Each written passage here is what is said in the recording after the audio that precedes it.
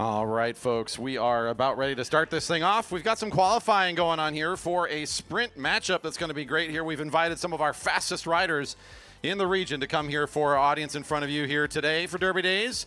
And the first thing I got to do is set a quick time on the track, setting a flying 200 meter to get seated 1 through 8 for this competition. So you'll see 8 riders, one at a time, take to the track and put up their best efforts. First, Carl Pratis, riding down the colors of the University of California, Irvine, a local talent and a young rider, currently in his collegiate years, just came out of our junior program just a summer or two ago, and has been coming back here for the last couple of weeks and putting in some great racing and getting back up to speed. He's a great top speed rider for so young. He's had some really good results, both in Kieran and in match sprints. He's going to be our first rider to go out and try to set his 200 meter time. You run around the track twice in the full flying 200 meters, so one lap to get up to speed.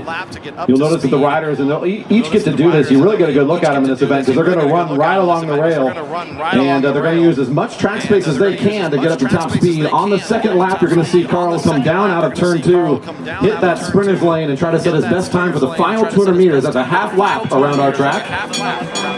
They'll bring you one to go. Our first rider on the track to set their time. Here comes Tomko for his first lap now coming up. And Pratis hits the middle of the turn in good stride. Starts to accelerate down on the back straight. And our first rider will hit the timing right about here. Yeah, you should be fine. And so when you do it, because basically this is where the... All right, I know some of you might be new to the Velodrome, but whenever people come on at high speed, we put our hands together, make some noise for Carl on his first attempt here. There we go. Pratis. There we go. Pratis.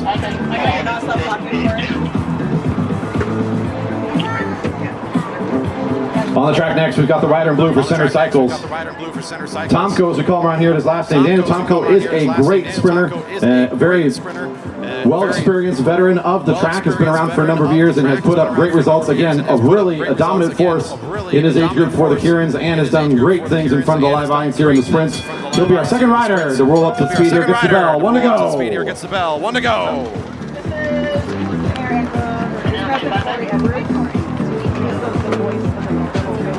Yeah, okay, that looks good. Keep it like that. That's perfect. Thank you. And here comes Tomko now for his effort. Our second rider. Who's here to figure out who's going to be seated 1 through 8. The top 4 are going to have their own sort of mini tournament. The bottom 4 will have their own mini tournament. We're going to get to see them throughout tonight's program in a match sprint. It's going to be great excitement. Put your hands together here for Tomko now, our second rider coming across. Center Cycles. Show what it looks like to bring these bikes up to high speed. You're going to see our riders getting close to 40 miles an hour here tonight as they get to the top of their sprints. Fixed gear bikes, fancy stuff here this evening, and of course everybody's bringing out the big fancy wheels too. You get a good look on them as they're coming by you this evening. Team McLaughlin, Bike Central. Factor around here and has been up for several of our Grand Prix over the years. He's a Portland competitor, and every time he's here, the Shark, as we have always known him, always puts in a great race and a good effort. So he's getting his first lap now, the rider in black hitting the third turn now. So once again, this is going to be sort of a qualifier that will help seed the competition for later tonight. As these riders get their times, we're going to be placing them in order for a great competition where we're going to have some quarterfinals, semifinals, and a final ride throughout the night. One to go for the Shark. McLaughlin, our Portland speedster. Quarter 1 and 2 know how to make some noise. They're putting their hands together. It's Derby Days, folks. What a beautiful day we've got here. Velodrome. McLaughlin hitting the back half of the Velodrome is now in his time. Just a moment taking the track. Another one of our local talents, JC Pyle. We'll talk about him in a second. Here he comes around the home straight. McLaughlin to set his time.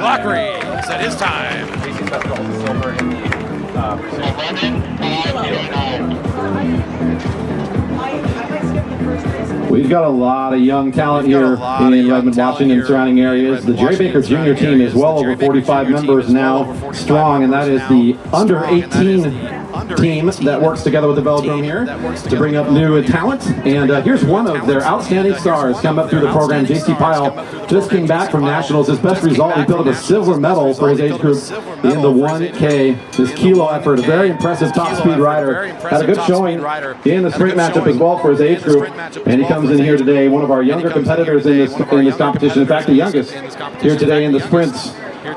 With great form, and again, he's at his top shape here, coming off of his journey down to Carson, California, just a week ago. All right, help him out, folks. Our Jerry Baker Jr. representative. The kid comes flying in for his time. Looking smooth. Nice acceleration to the finish there.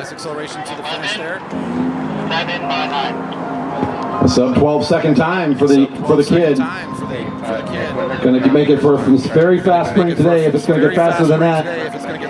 Currently on the track, Aaron Young from the shop. He's here a little early. I know Aaron Young made a lot of noise last year at the Division Grand Prix, and he's back here for Derby Days 1 week before our big international class event that's going to happen 1 week from today. That's on the 21st and 22nd. And Aaron, again, came here. He really made a big splash in our sprint tournament 1 year ago. A savvy rider with great top speed, incredible power. And we'll see what Aaron can put in here for his time. JC with a nice impressive one just a moment ago, breaking that 12 second comfortably.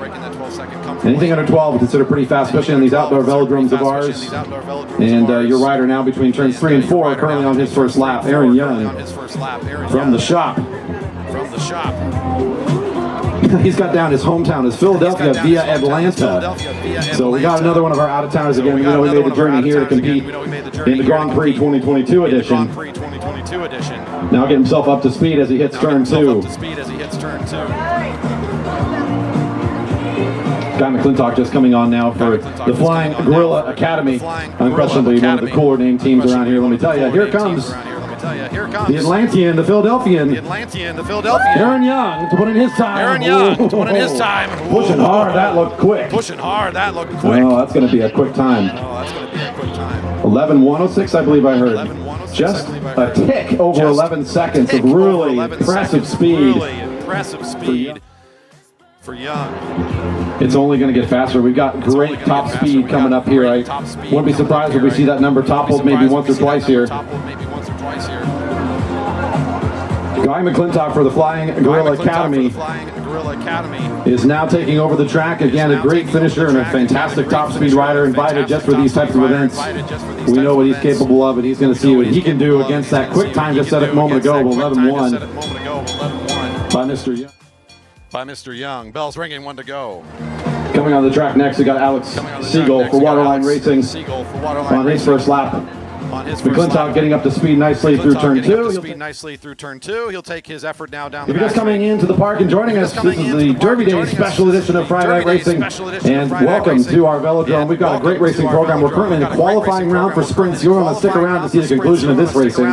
These are some fast riders coming into town. McClintock proudly wearing the maple leaf there. Just a hair above Aaron Young. It's 11:2 for the time there. It's 11:223. So another quick time.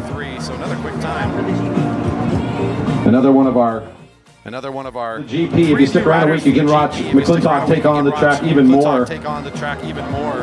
On the 21st and 22nd of July, Division Grand Prix once again coming to you. Our international class top speed race of the season. You imagine it can get even faster than what you're going to see tonight. It just will be next week. Don't miss it. On the track now for Waterline Racing, Alex Siegel, a master champion in this top speed event. Finishes himself a sprinter, and he truly is. Andrew, Alex is behind you. Go to the blue. Carlberg. All right, there we go. Siegel getting his run up now, gets the bell, 1 to go. The rider in blue up at the rail. On his effort, one of our very fastest, zippiest competitors here. He puts in a lot of effort for this kind of event, so his top speed. Alex Siegel can do our quick time still at 11:11.1. Let's see if he can get into that 11 or just sub 11 time. Looking pretty good through turn 4. Trying to push it down the home straight. Help him out, folks. Give him a little bit of help. Siegel to the line. Whoa. That's under 11, folks. A 10.88 for Siegel. It's getting faster. Siegel's happy with that. World record holder.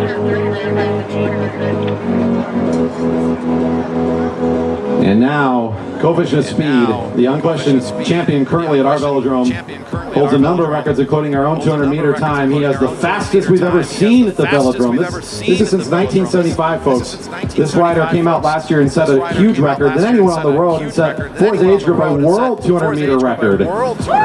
Andrew Carlberg always knows how to bring the speed, so this is his event here at the Velodrome. He'll be our last rider to qualify. As he's now in his first lap. Next time around, we'll get the bell and he'll be going up to high speed. Folks, this is our last qualifier before we jump into our mass start events. The open women's scratch race is right around the corner. We're going to be officially beginning our sort of a ceremonial start to our racing program before we bring that group up onto the track. So we'll ask for your patience as we do that. Good time here right before Andrew cups up the top speed. If you haven't found your place to find your spot around the Velodrome, get the kids there, situate yourself. Make sure everything's buckled down for safety, as with wind coming up here sometimes, or if anybody's wandering onto the track at any point, that's highly dangerous for, of course, your items, your children, your pets, or our riders. So just double check for that here tonight. Racing is about to get pretty busy here as we're going to bring up our groups onto the track after this qualifier is done.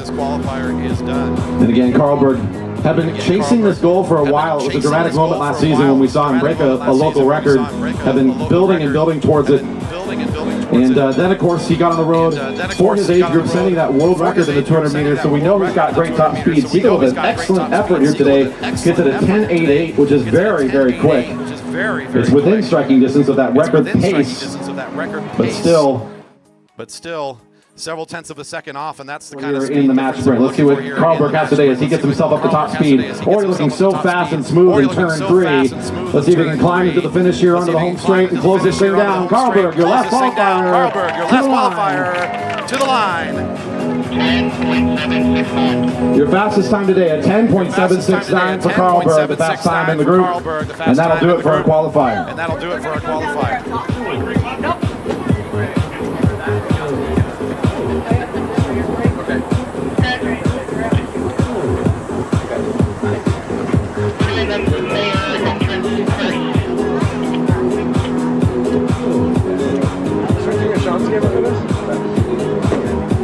Okay. Tell him.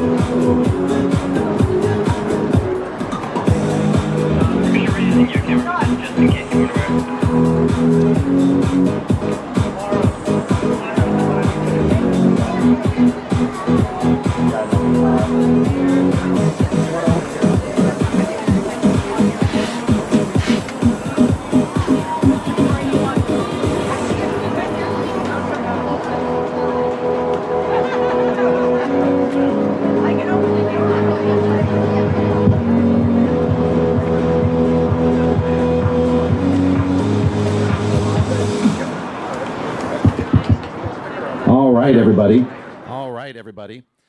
Welcome. This is a really special time for us here. Welcome to Derby Day's special edition of Friday Night Racing. My name is Corey Edwards. I'm the voice of the Velodrome. I'm here every single Friday making the noise and encouraging the home crowd. So if you hear me up there, make some noise when we're doing our racing tonight. I'm joined by Angela Burney, Mayor of the City of Redmond, here to help us kick off tonight's Friday Night Race. Angela. Thank you so much for having me here tonight, having us here tonight. We are so excited to partner with the Velodrome to have our Derby Days races here. And it is an amazing experience to have all of the community out here to watch these amazing cyclists. It is incredible that these people are out on the track, no brakes, just flying by. A really exciting evening tonight. I hope that you've been able to enjoy the shuttle service that we have down Redmond, that you buy some beer, buy some wonderful food, because this is a great experience out here today. I think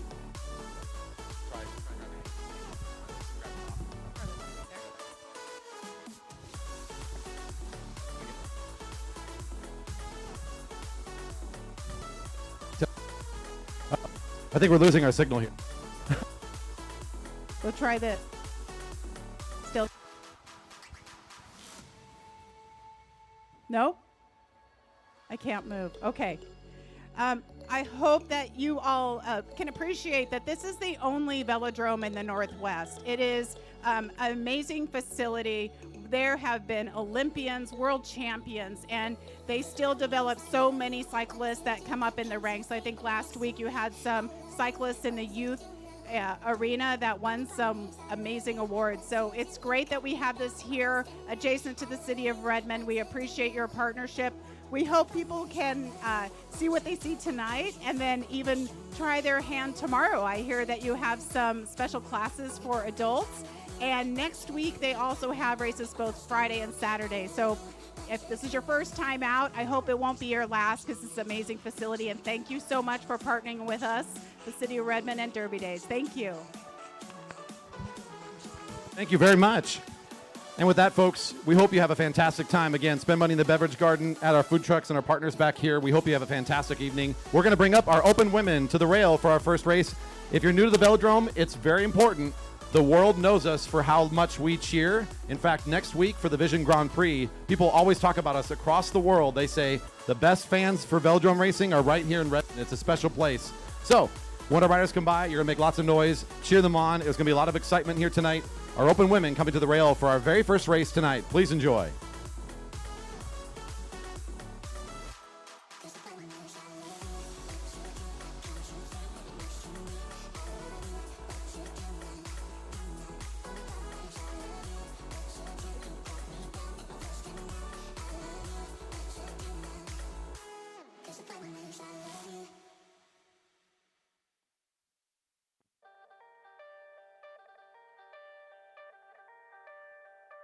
Riders on the rail, there is a 10-lap stretch race.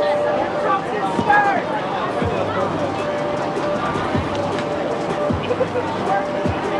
Down in 3, 2, 1. And the riders are off for the neutral lap. Good chance for you to take a look at our field here. The open women field are riding for a scratch race. You're going to see 3 of these in a row tonight. Scratch racing is a very straightforward event. It means here's the scratch distance, 10 laps. First rider to finish at the front of the group, of course, will be your winner on that last lap. You will hear a bell at 1 to go, letting us know that the action's all finishing up. 10 laps is really short, so I expect our fields to be cooking here pretty fast to begin on this Friday night. Boys going to be back on the wired mic, huh? we do a lot of things around here. I guess our wireless mics is still a little bit tricky, but let me tell you, what I know for sure will work tonight is top speed. Great racing here on 2 wheels. You're going to really enjoy yourself. The Velodrome, of course, a fixture here in Redmond, Washington since 1975. Once very frequently called the bicycle capital of the Northwest. Not, of course, in any small part due to the Velodrome's influence and partnership in this community for so many years. And the signal is coming here for the start. There's our whistle, and racing is underway. Put your hands together, make some noise. Open women on the first lap. Who's your favorite? Start paying attention here. It's going to be over before you know it. Speaking of over before you know it, I know some of our food trucks are going to be running out of some of their options if you don't get there quickly. Good Belly's over around the corner, and there I know they're going to run out of stock quickly. Of course, we got Anthony's Fin here. Seafood options, have some meat pies will make you smile, ready to go out of the food truck there as well. So come on over and pick up your order here. And you have just a moment before this race is over. You might be able to scoot over and get something before the finish. Let's take a look at some of the riders that showed up here today to compete in our group. At the front, what a great couple of weeks. What a great couple of weeks this rider's had is Kelly Darlene, another one of our Jerry Baker Jr. graduates, now in the colors of Rice University, number 9. As I'm guaranteeing she will be a factor in all of our races this evening. She takes the lead just for a moment. And you'll see us a lot here too, folks. If you haven't seen a lot of Velodrome racing, riders will take their time at the front. Quite frequently, they're going to go off every 200 meters. They'll take their turn and then roll up to the top. Sprint round 1 drawings have been posted. Sprint round 1 drawings have been posted. They may have a hard time seeing it, just heads up. Claire Law, Breakfast Racing Team. That's the rider at the front there. In the group, she pulls up and gets out of the way after her 200-meter effort. And one of our Seattle specialists, she has a very strong presence in other disciplines as well, but starting last year, Claire started to make her way up to the track and has been a great force here as well and added some great speed into this group. That was Hilly Luther from the Portland teams coming up there, the rider in the pink, moving about halfway down the middle of the group now. We saw what she could do a couple weeks back. Hillary made the trip up here to the Velodrome, number 17, another really good top speedster. Coming in here out of town to make from out of town to make our group even faster tonight. Any sort of preems or any points for any of these laps, you're going to see, depending on if the riders have great overall endurance or if they're going to try and be a little bit more greedy maybe and wait for the finish, you're going to see some riders take a little bit stronger pulls, maybe try to bring this field up to speed a little bit longer, and others are going to be a little bit more selfish, move out of the way, not try to do too much work too early. The race is going to be over very fast. It's already 6 to go. Claire really pushing those pedals down. Unfortunately, a little bit of response here from Heather Nielsen, number 3 for Center Cycles. A staple here at our Velodrome, competes weekly, has earned that number 3 in her group from finishing overall 3rd last season in this group. Small little break of 3, just pushing away from the field, starting to pull things apart now as the speed really coming from Claire Law. It really didn't look like an attack, it just kind of looked like she was just doing her normal Sunday afternoon ride. That's the kind of speed Claire has, just very comfortable in these kinds of efforts. And the field feels the pressure from that. The field feels the pressure from that sort of acceleration. They catch as Heather Nielsen finds the rear wheel. Claire will pull up, and that allows this front group. We've got a field. It's most of the riders. We've got a few stragglers, but on the back straight, we've got our main group led by Hillary Luther, the rider in pink. Right behind her, the rider of the year. It's Scoville. Currently not racing in the colors of her team. She's on the Jerry Baker Juniors, but she's our rider of the year in this open women's group, which is a fantastic feat for such a young rider. Continues to have great results week in and week out. Uh-oh. Look at that, because Danny wasn't here last week. This box is Annette Williams, another rider to be watching out to. Your rider of the year currently is number 11. She rides in the blue Center Cycles. And I got to say, again, another rider to watch out for, especially if it comes down to a sprint. She's one of the smartest riders out there. She knows exactly where to place herself as the field is coming to top speed. So look out for the green and purple jersey, the rider of the year kit. That is a dangerous rider, number 11 is. Our field's starting to take a little bit more of a break here. You saw some great pace from Claire a couple laps ago, and you can see now they're wanting to be a little bit more careful, a little more cautious, a little bit more reserved, and prep up those muscles, get everything set to go for the final. Get everything set to go for the final sprint. Seeing 3 to go now. Catherine Wade is number 88. Found herself in the front. And pulls up and out of the way. He's looking around to see who's going to come up next. Here comes Darlene again. She's got a rider of the year, Williams, on her wheel. It's a couple wheels back to Scoville. There she is, the rider in black and blue, number 1 in 4th position. Another rider you cannot count out in these finishes. She's in good shape after coming back from her efforts at Junior Nationals as well. She takes the lead of the field at 2 to go. Likely just for a moment she'll pull up quickly, as most of the riders now, you saw that 4 in a row, all pulling up saying no thank you. You take the lead. 2 to go. Bunching up a little bit. They know the bell's coming next time. They know the bell's coming next time, and it's kind of out of time for riders to try to break away. This is just going to be a big sprint here. I wouldn't be surprised to see someone like Claire Law move down into the sprinter's lane. And off she goes. She's going to try and make this fast. Here goes Law. Let's open up a nice big gap for her. Can the big sprinters in the group come back and catch this? They're hoping for some big effort from the rest of the riders. Claire Law trying to win this thing from the front. Well ahead of the bell. This will be the bell lapper making some noise. Claire Law help out the rider for Breakfast Racing Team. One to go. One to go. One to go. Cricket team trying to stay away from this group. Trying to stay away from this group.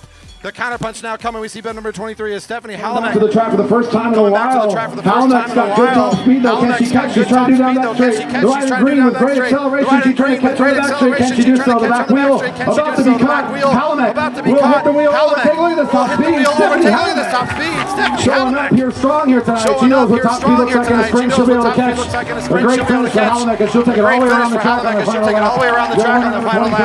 Second across the line. Second across the line. University Kelly Darlene. There's your rider of the year, number 11. Falling on her wheel makes it up for a 3rd place finish. Liquid Bell looking for the high fives at the rail. Gotta love it, Emily. A few more riders finishing up. Next group up will be our Cat 1 2 men for their scratch race. Nice race here today. Riders exit on the back straight, please. Couple more finishers. Hope you're enjoying yourselves out there. Thank you again for joining us. This is, of course, Friday Night Racing at the Velodrome. We do this throughout the summer months, every single Friday, starting at 7 o'clock, as long as the weather is holding up. Cat 1-2s are coming up for their scratch race now to the rail. If you're new to watching competitive cycling, I'll talk a little bit about those categories, make it a bit more sensitive for everybody, since that's not some lingo that everybody's going to know. But this, you should know by now what a scratch race looks like. So here's your 10-lap scratch race. Here's your 10-lap scratch race for the Cat 1-2 man. About ready to start.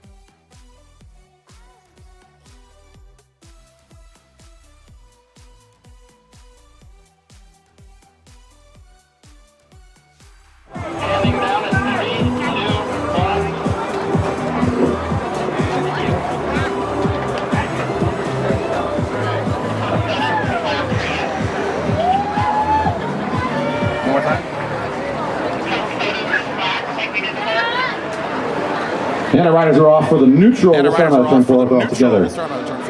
This is our biggest field here tonight, and theoretically, they should also be our fastest. We've got the Cat 1-2 men. If they are a Category 1-2, we kind of nickname it an elite rider once you made it to your Cat 2 designation. Cat 2 designation. That means you won a fair amount, or at least placed very well in your previous groups. You work your way up. License, they call it an upgrade when you move from one category to the next. And if you're here, you've done some work. You've already won some races. You've got your upgrade points. And now you're a part of the faster group here for the men. And good showing here tonight, 20-plus athletes lining up at the line. This will be quite speedy. You're going to feel these riders if they're up near the rail when they accelerate at any time. It's going to be a good time to watch them racing here tonight. There's the sound of the whistle, and racing's underway. 10 to go in the scratch race. 10 to go in the scratch race. Coefficient of speed, Matty Hers, number 104, leads the field currently. An all-arounder. Never to be counted out. This is so many competitors and great top speed showing up here tonight.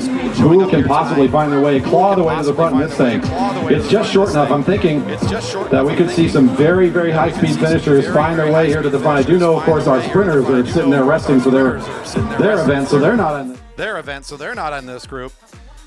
So who else should we look for? Well, how about the rider of the year? Let's find him. Number 124, right in the middle of the group. That's John Bowie. That's John Bowie. He races for the Waterline Racing Team, and he has had one heck of a year here at the Velodrome. Nearly undefeated, no matter if it's a points race, longer one, a short, nice scratch race, the eliminations. It doesn't seem to really matter. Bowie's got a way to win just about everything. And this comes from his good base power, his good overall training this season. Good smart rider as well.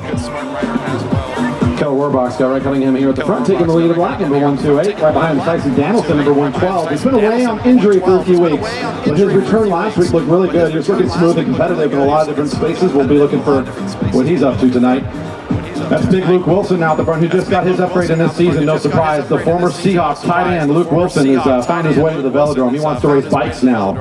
And Big Luke's been putting on a good show this year. He rides for the Center Cycles team. He's got the white helmet on and the blue kit. He just now swings up along the blue line. Along the blue line after he took his 200-meter pole.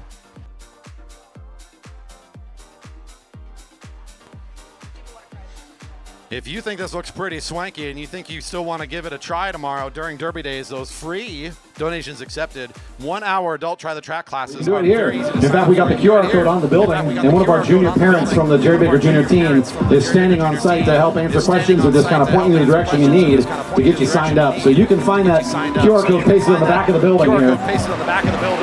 You're going to want to keep your eyes posted until the end of this race. We are now into the second half of this thing here, as the next time around will be 5 to go.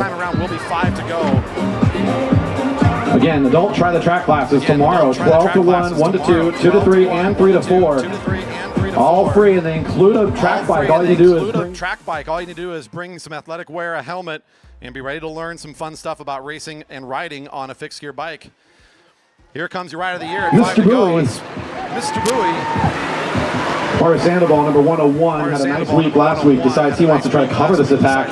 And Christian Miller of the 10-speed hero team, the rider in white with that black helmet, joins in as well. We got a small break of 3. That's a tiny little gap, though, and nothing that a nice effort from one of the riders in that field couldn't close down quickly. So if these three want to make something, they're going to have to really push the pedals down. They're going to force a bit of a response here, as it looks like they're in the posture to push, and as they do that, the field's starting to feel a bit here. 4 to go. 4 to go.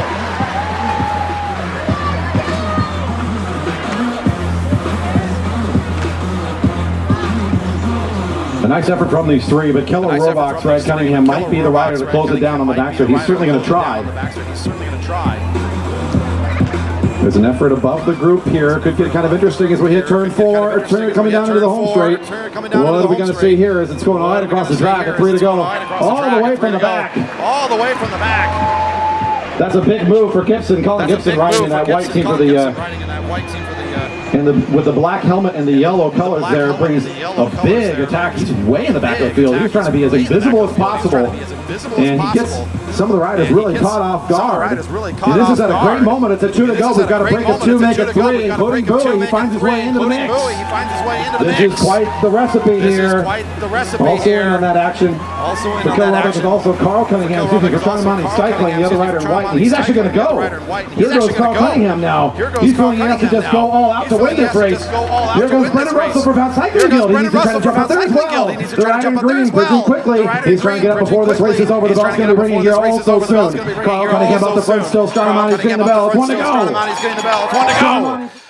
Stranamonti really feeling it now. Here comes Brendan Russell.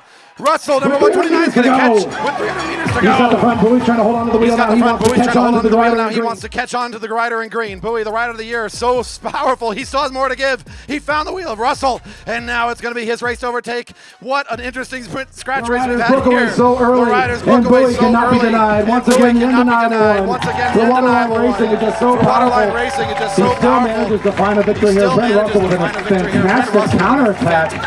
I don't know how he did that so fast. And again, Carl Cunningham. What a great move for number 127, your third across the line. Wow. I'm going to need my tea and honey tonight, man. This is going to be an exciting evening. All the riders exiting on the back straight. Cat 3s to the rail for their scratch race. Kiddie Kilos are right around the corner, which means we want to start getting those riders set to go. We've got the Cat 3 scratch race, the quarterfinal round for the sprinters, and then Kiddie Kilo riders. And there's a lot of you we know. You'll want to come over next to the grandstand. Kind of stay in the area, be ready, have the helmet on, get yourself set. We'll call you up after the first round of sprints is completed. The quarterfinals coming up after this scratch race.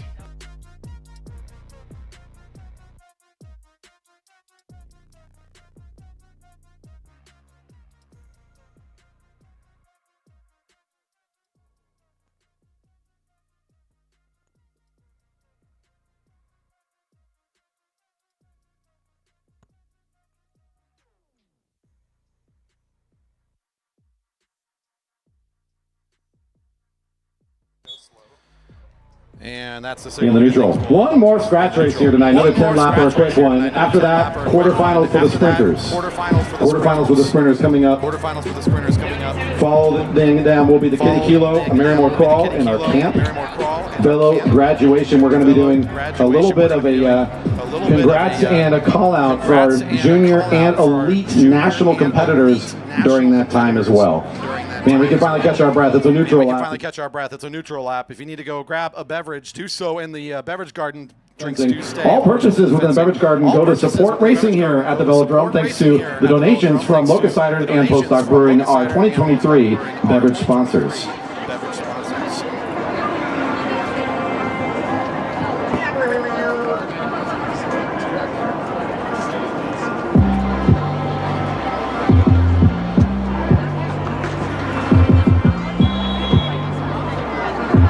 And the sound of the whistle, racing is underway. Cat 3 going down the track for 10 laps in the scratch race. And the kids want to get it started right away.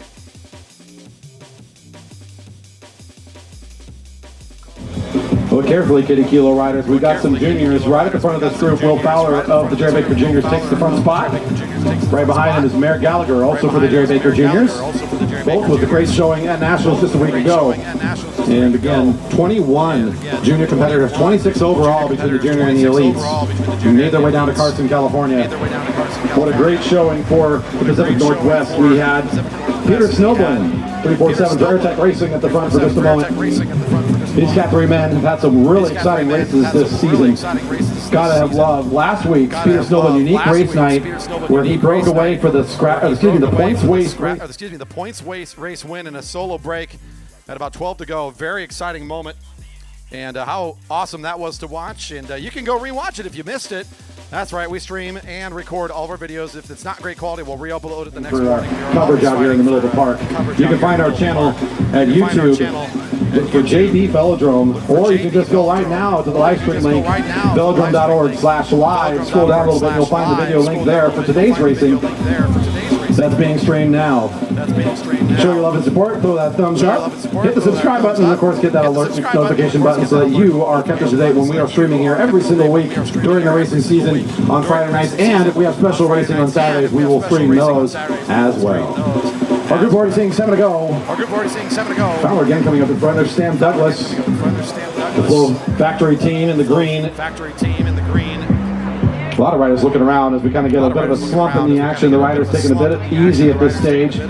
James Campbell Harris also pulls up quickly. There's Merrick Gallagher willing to do a little bit of a pull here down the back straight, just enough to keep things rolling.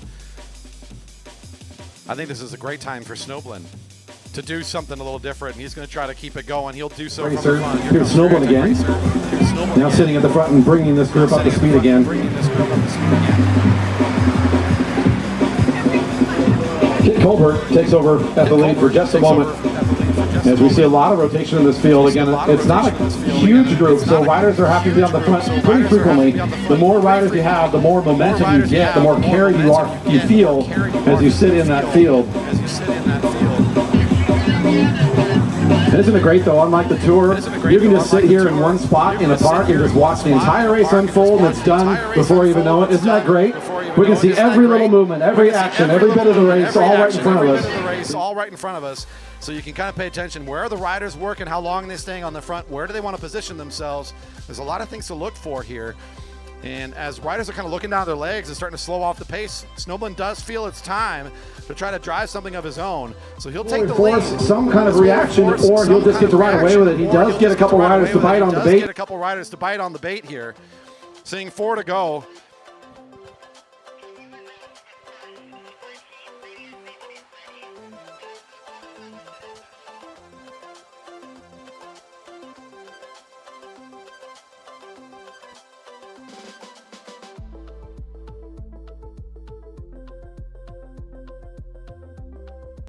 We're going to want to have our quarterfinals ready to go.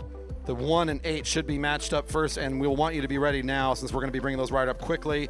We want some expedience from this, so right at 106 versus 113, that is Carlberg versus Tomko in the first round in the first heat. Have those riders ready. Rider 110 and 313, that's Siegel and Pyle, will be going up second. Snowblin's attack caught not too long after he launched the darn thing, but a nice effort nonetheless. He brings this field back and around the track at another lap or two, and now things are starting to really heat up from the front. Justin Pryor, number 322, is starting to make his own move from the front, riding for the Keller Robach Racing Team. As he pulls off the front, a bit of bunching happening here. Andrew Lynch, the rider in blue, Gene Johnson Cycling has had some great results this season. As this comes back to a halt, the rider in blue is certainly one to watch, as is the junior with the red bike. Gallagher with great finishing speed.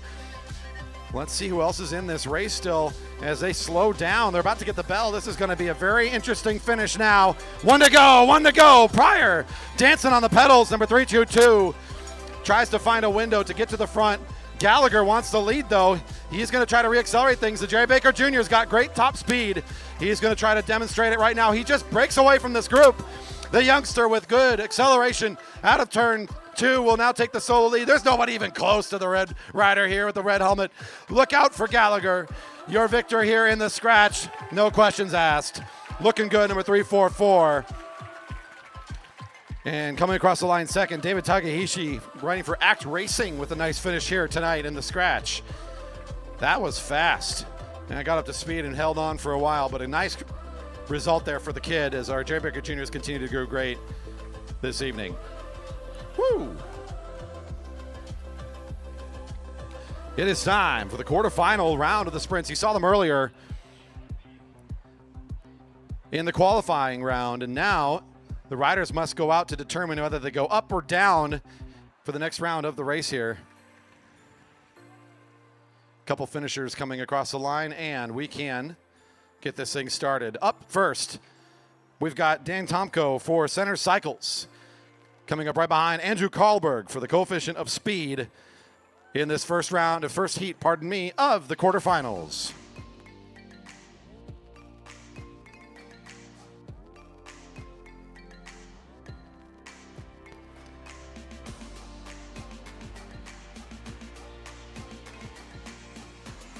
On deck is going to be number 110 and 313. That's Siegel and Pyle. They're followed by 144 and 142. That's Aaron Young and Carl Pratis.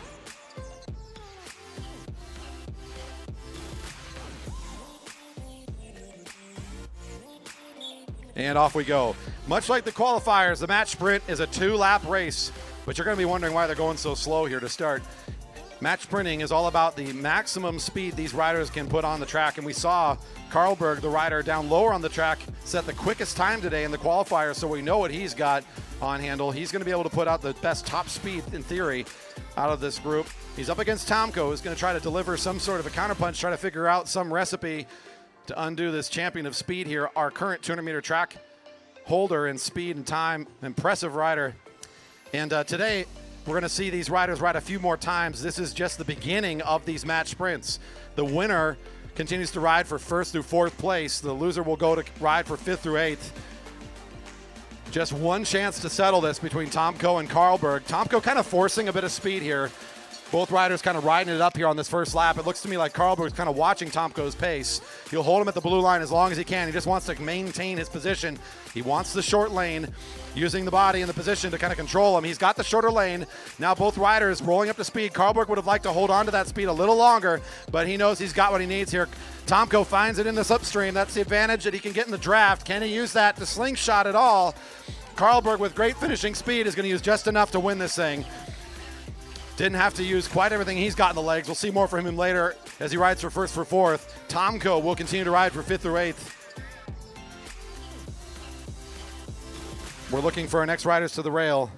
Right now, the second two should be Siegel and Pyle. On deck, 144, 142, that is Pratis and Young. They're followed by McLaughlin and McClintock.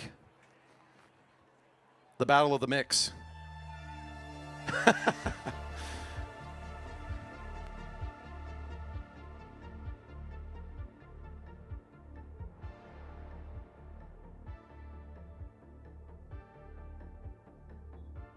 And the whistle means we are racing. 2 to go. Siegel, our second fastest time here today, number 110 for Waterline Racing. Going up against one of our juniors with great results here this last season. Got to say, had a really good time. And of course, the other fun thing here is this is one of our coaches for the juniors, Alex Siegel, taking on one of his students, one of the protégés of the team. So a fun match here between coach and student, as Siegel, with the advantage of both experience and top speed. Pyle, of course, a little bit more of an unknown factor for Siegel. Hasn't had the chance to do this against the youngster in these kind of formats or situations before. But he does have the slower time, so Pyle's going to have to figure out something magical here to beat Siegel, as their times are still pretty separate. It'll get closer as we go, folks, because this is now our 7th versus 2nd seed. Your last riders in this round will be 4th and 5th seeded. So in theory, that's going to be a very tight race. It's always interesting in the quarterfinals to see how that one plays out. Your favorite riders at the rail, getting the bell. Siegel trying to roll things up. He's got a little bit of the national colors around the edge of the jersey. You might notice that he's a Masters champion in this event. He is a seasoned veteran, a great speedster, and of course a coach to the juniors. He's kind of dancing a little bit there. You see he's flicking the bike towards him a bit, saying, "You can't come down here. Don't you come down here. I want the lead. I want the front." JC not quite sure how to manage that positioning, and Siegel will do just enough. As he comes around the home straight, he's got a nice gap opened up, and Pyle's letting him roll it. Siegel showing his savvy and his strength. We'll see him riding again in the 1 through 4 round. It's going to be 5th or 8th for JC. A nice race for him nonetheless. Aaron Young and Carl Pratis now coming up to the rail.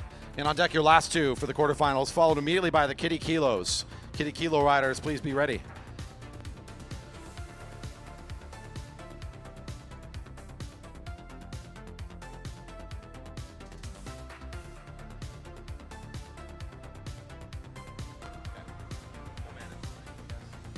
And whistle sounds, off we go again. It's the recent Jerry Baker Jr. graduate, now collegiate competitor, Carl Pratis in the yellow with blue.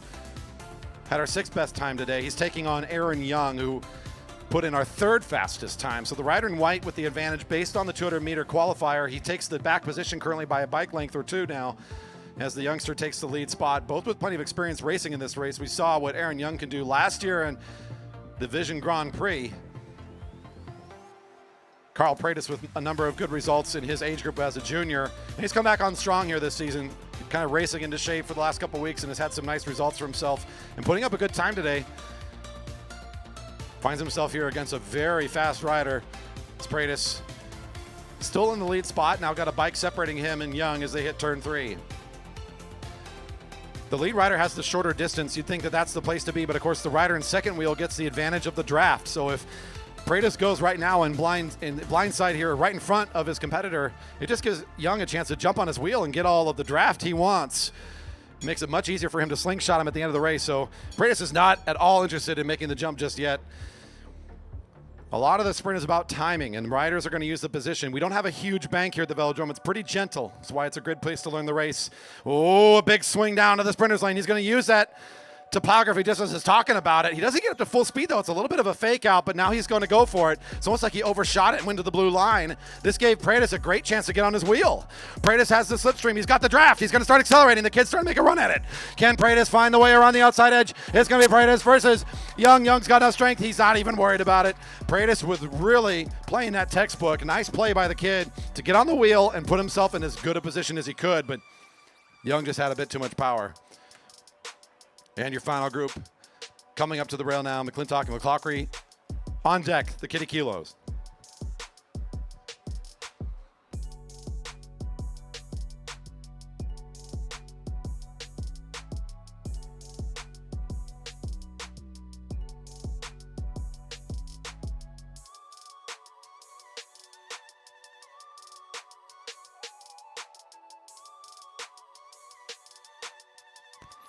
And your last group to go out, your 4th and 5th fastest times today. So it's right in the middle of the field in the 200 meters. This is a very important race for them because their times are close enough that your 5th place might be able to jump up into the ride for 1st through 4th. And by the numbers, they are closely matched. So this is going to give you a nice preview of what the match sprint will look like later on once these riders are riding against more similar speeds to themselves. The timing and the tactics becomes even more important. Now, in most tournaments of this format, these riders will ride multiple times in the finals. Tonight, they only get one ride in each round of this, so one chance against each competitor to sort this thing out. Every ride critical. This one, very important for these two. McClintock, the rider in the white in the front position. McClockery, the shark, as he's been known for many years here, the Portland rider behind him. Very close on their timings, and both under that 12-second mark easily. Great top speed from both riders. They look at each other and wait patiently on this very slow first lap. Not unusual again in the match sprint. If you've not watched this is very similar. You'll see this type of event if you ever tune in during the Summer Olympics. It's an Olympian event here, the match sprint. Run just like this. You've got riders taking the Velodrome, usually pretty slow for a bit. They use the bank quite a bit to their advantage. So see riders sort of store energy along the rail, and we saw what Aaron Young was able to do with it last race. Both riders taking a pretty low position here at 1 to go. McClintock just kind of sitting at the sprinter's lane, kind of playing guard dog at the moment. Oh, a little bit of dancing underneath.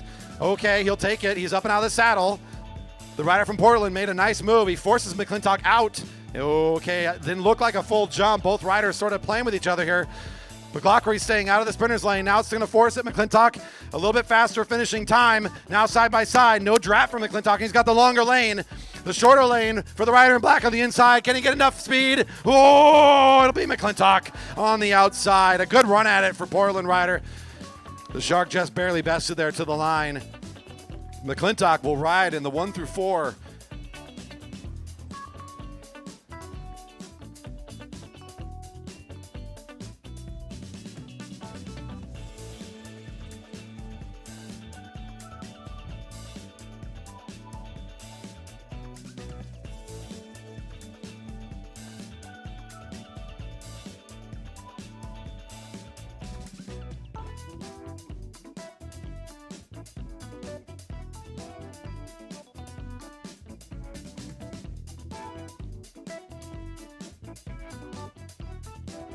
It's the moment we've all been waiting for. The unveiling of the brand new start and finish line. That's what we're all here for. The Kiddie Kilo special.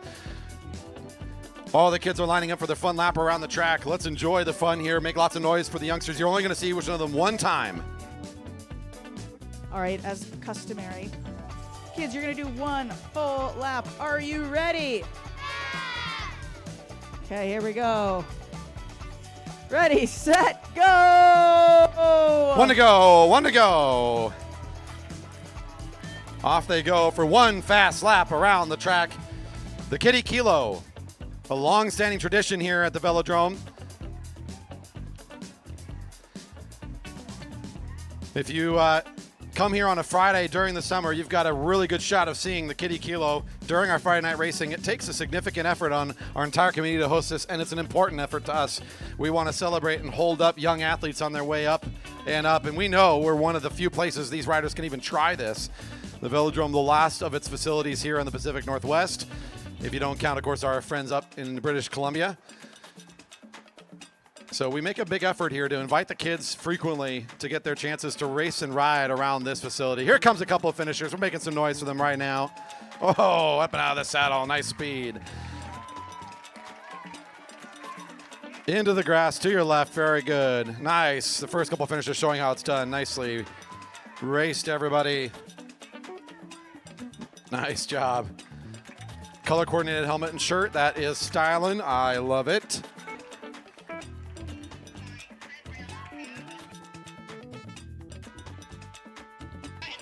The round 2 draw for the sprints has been posted, everybody. Round 2 has been posted. Nice. Our crowd's figuring it out nicely. They are clapping all the way through for all these finishers. Nice job. Thank you for coming to the Velodrome for a fun lap. That was just the warm-up round, folks. They get smaller and cuter now, and it just keeps happening. You're gonna want, you will not believe what happens at the end of this when we get the push bike derby going.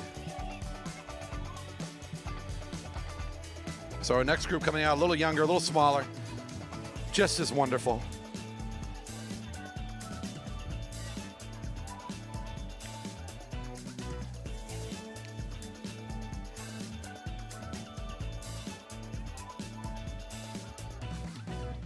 All right, the second group, one whole lap. Are you ready? Nice, here we go. Ready, set, go! Off they go, one to go, one to go, one to go. Here you go, corner one. Here's your chance. Make some noise. Where's corner one, folks, at? Oh, yeah. Where's the middle of the turn? Let's hear them. Oh, okay, okay. It might be a little thinner out of corner 2, but let's hear corner 2 making some noise. There they are. All right. Woo. You know what's up. You know what's up.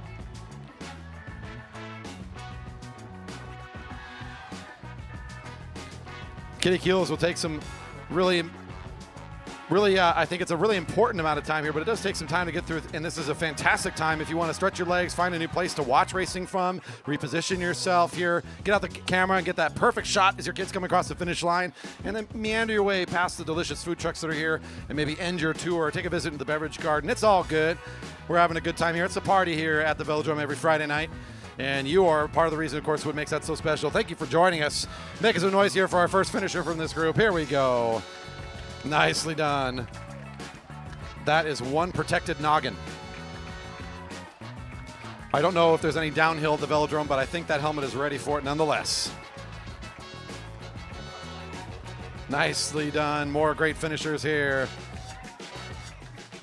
Oh, Raphael's got my heart.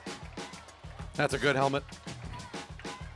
I mean, Raphael is the moodiest and the coolest of them all. We know this.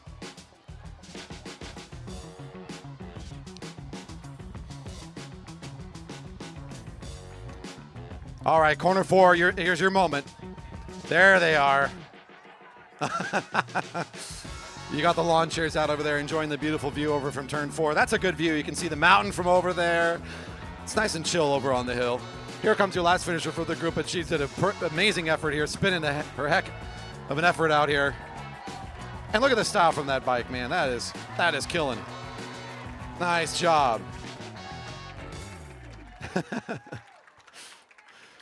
It's hard for us to perfectly seed these groups. You know, we don't get to do qualifiers like we do for our sprinters. Here comes another group. Derby Days has always been about cycling in Redmond. That has been central to what Derby Days has been ever since it began. Shortly after the Depression, it was partly a fundraiser for schools as efforts were going on to help build up the Redmond community. I think, in my opinion, this Velodrome continues to do that really, really well, and this is part of that. Let's send it over to Mara and get this group started here in just a moment. All right, third group, another big fast lap. Are you ready? Yeah. All right, I got a couple. Here we go. Ready, set, go! One to go, one to go. And the basket's in the lead. And you can see, too, all of our kids, many on the Jerry Baker Juniors team lined up cheering on the kids. They see the future team members riding around here at the Velodrome. You never know who the next Olympian might be amongst these youngsters, among other great things, of course. As I was saying before, Derby Days, for a long time, it's always been about cycling. Right from the very beginning, it was about a bike race around the lake. The race around the lake, it's turned into many things. We had the Derby Days downtown Criterium. But all along, since 1975, the Velodrome's been here doing its thing. This big concrete bowl that was laid down first in 1975, renovated a few times through the rest of that decade, and since has been operating racing here under the direction of the Marymoor Velodrome Association, has made a continuing mission to serve this Redmond community as big as we can. We do have a rider down in turn 3. It looks like Dad's on the way. All right, we've got this. We got this. If you'd like to get one of your youngsters out here to try this, we've got lots of chances for Kiddie Kilo. One more of this month will be next week during the Vision Grand Prix.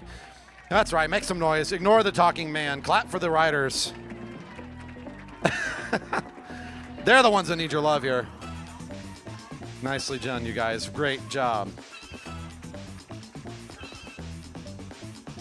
And you know what? A few took a stumble. They're back up on the bike. You can't even tell. They're rocking and rolling. Nice job. So we got another Kiddie Kilo next Friday for the Vision Grand Prix, if you're interested in that. And of course, Camp Velo is still going on this summer. There's still a few spots left in those. That's for our juniors ages 8 through 16 to get certified to race at the Velodrome for Monday night racing, our junior racing nights. You can find out more about all of our junior programs at velodrome.org, the home of everything Jerry Baker Memorial Velodrome.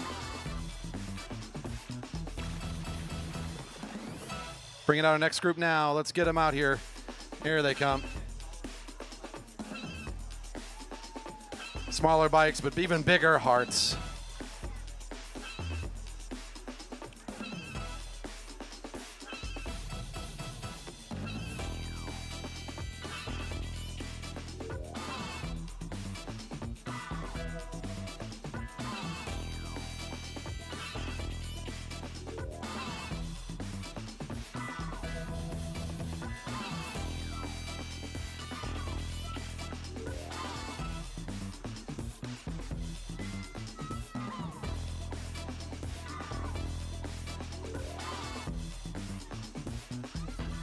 All right, I believe this is our last full lap group. Are you ready?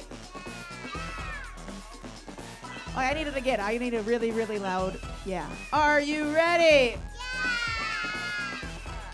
All right, here we go. Ready, set, go! Woo! The smaller they get, the louder we get. That's how this tends to work. The training wheels have made their way into this field. Now you know it's for real. Oh, too good. Too good. We also have a couple other ways for youngsters to try the track. In fact, that's the name of the class. Youth Try the Track for 8 to 16-year-olds available as well. Totally free to sign up on our website for that. We have rental bikes small enough for the kids to try on. They don't even own a track bike. We'll provide. It's an hour-long free class you can sign up for at velodrome.org. Just head to the education tab and you'll find everything you need to know. We're so proud and excited to be partnered up with the city of Redmond here today for Derby Days. If you were enjoying the festivities over at Derby Days and then made your way here, thank you for joining us. And we are looking forward to a great night of racing. We got more sprinting coming up. We've got to celebrate some of our juniors and elites for their efforts at nationals here in a moment. We have the Marymoor Crawl, our local fan favorite. We get to see the slowest lap, the longest lap in track racing. Lots of more great stuff coming up. Of course, the food truck's still open, the beverage garden pouring. We're having a party here tonight. Thanks for joining us for this special event. Oh, the speedster of the youngsters. Look out.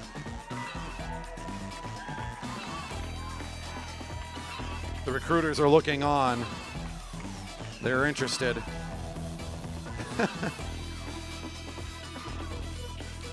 My favorites is in the smallest group that goes all the way on the track are the run-alongs from moms and dads. I love that. They've got their own like support crew taking the lap with them. Nice job. Look at that position. Oh, aggressive. Keep on coming. You're almost there. Cross the finish line. You're almost there. Woo. Nice job.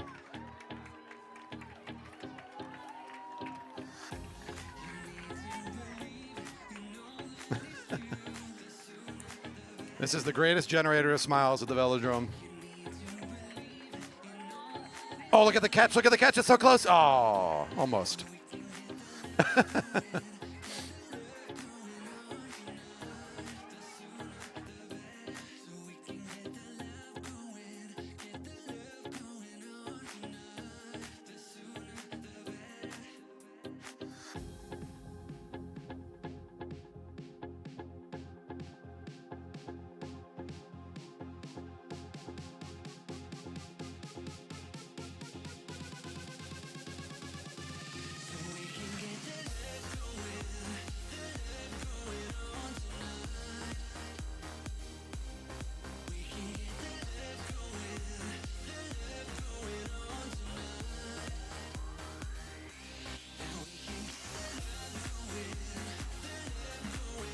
All right, line up here, folks. This is the fun one. This is too cute to miss, let me just tell you. It's the push bike derby. It's the all-out sprint, the madness down the home straight. Not a full lap, just right down the home straight.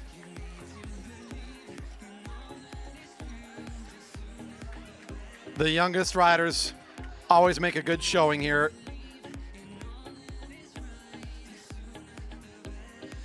After this, I'm going to call all elite and junior national competitors, anyone who participated, to head to the podium area for a short call out. We're going to be giving a quick summary for elite and junior national competitors that competed last week. I'm going to be doing a bit of a summary here.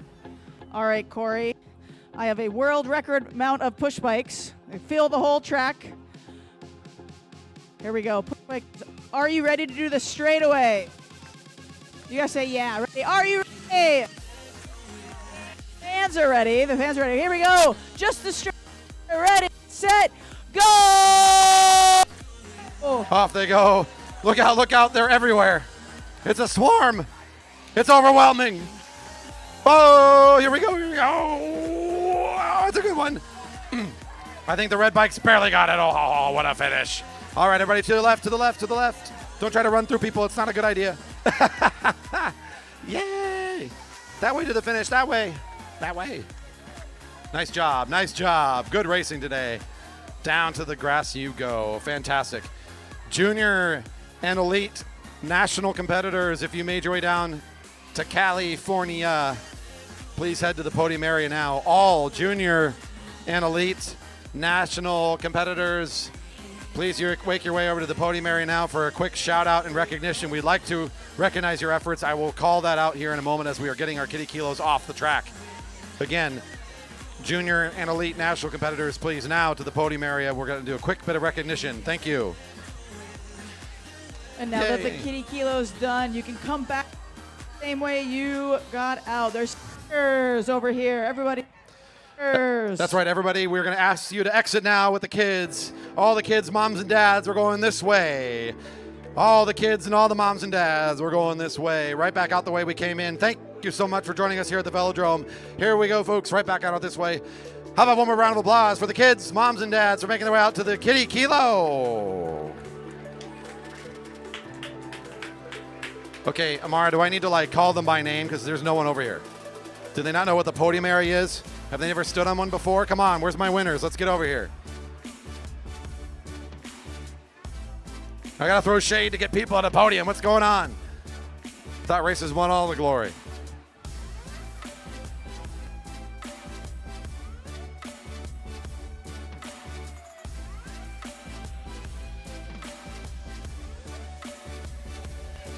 Crawl, we will also get you starting to stage here. Get your bikes and getting ready, because as soon as this is done, I'm calling for all crawl competitors to make their way up to turn 4. Crawl riders, get yourself set to go.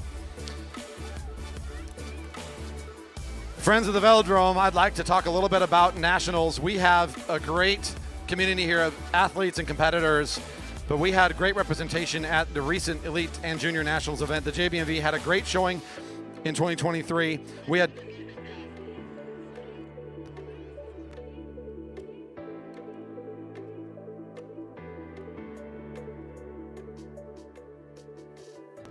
And let's talk a little bit about our riders who went down there. We had 26 athletes from 3 different teams in 2 different states representing our region. We had dedicated coaches and a small army of parents and family members that consistently made our presence known, and thinking like loudest and the best dressed group in the stands, that sort of thing. We had great results and are appreciative of our strong and supportive track community. Local athletes donated gear, loaned equipment, traveled with us, cheered on everyone and anyone, and supported us from home by following all the racing and sending supportive messages all week. The JBMV community medal total, 34 medals. Check them out, folks, on the infield. Put your hands together. Congratulations and thank you for representing our fine community here at Carson, California at the Elite and Junior Track National Championships in 2023. A great showing for all. It is time for the Marymoor Crawl. If you are competing, get up to turn 4 now. Marymoor Crawl riders, grab your gear, head on over. We'll get this thing started shortly. It's the longest lap in track racing right around the corner.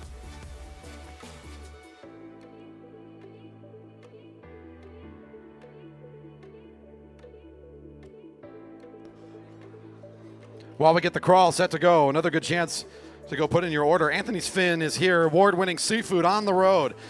I gave the salmon ponzu bowl a try. Very, very delicious. I saw some crispy cod tacos, other great seafood options. They're here serving great food for you out of the red truck. Tabasum, savory pies to make you smile right next door. They've got ready-to-eat savory, delicious meats in a pie, meals in a pie, I should say. They got beef, they got chicken, they got lots of different options, vegetarian included. And I believe, let's see, what's the status on the Good Belly folks? They're still here. They haven't sold out yet. Good Belly LLC down the way. They're hanging out with the unique Portuguese donut. Became a huge hit in Hawaii.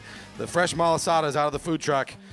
Unique and irresistible sweet treat. They're still here hanging out with us down near the entrance behind the Velodrome. Marymoor Crawl competitors, last call. We're getting you up in turn 4. We're about to get this thing started. Folks, this is going to be the slowest race you've ever seen at a Velodrome. It's only 1 lap long, and it's take much longer than you'd think.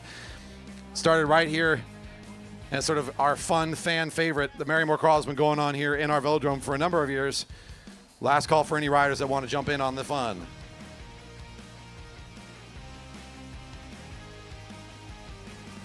All right, got a couple more rolling up. I know at least 1 or 2 of them were up there for the call out for their Nationals tour.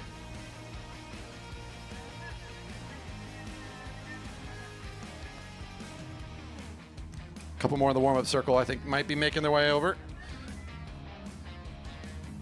The rules are pretty simple here, folks. First rider across the line wins, but the tricky part is that before the bell rings, they can't cross the finish line, and we don't know how long it's going to be before the bell does ring.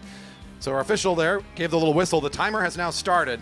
Nobody out here knows how long it'll be before the bell rings. And until then, riders cannot put their feet down. They can't lean on anything. They can't exit the racing surface. They must keep themselves upright on their fixed gear bikes. You'll see a lot of track standing, a lot of slow speed here as the riders wait as long as they can to out-survive the field. If they make it, the bell rings. It's 1 to go for a 1-lap all-out race.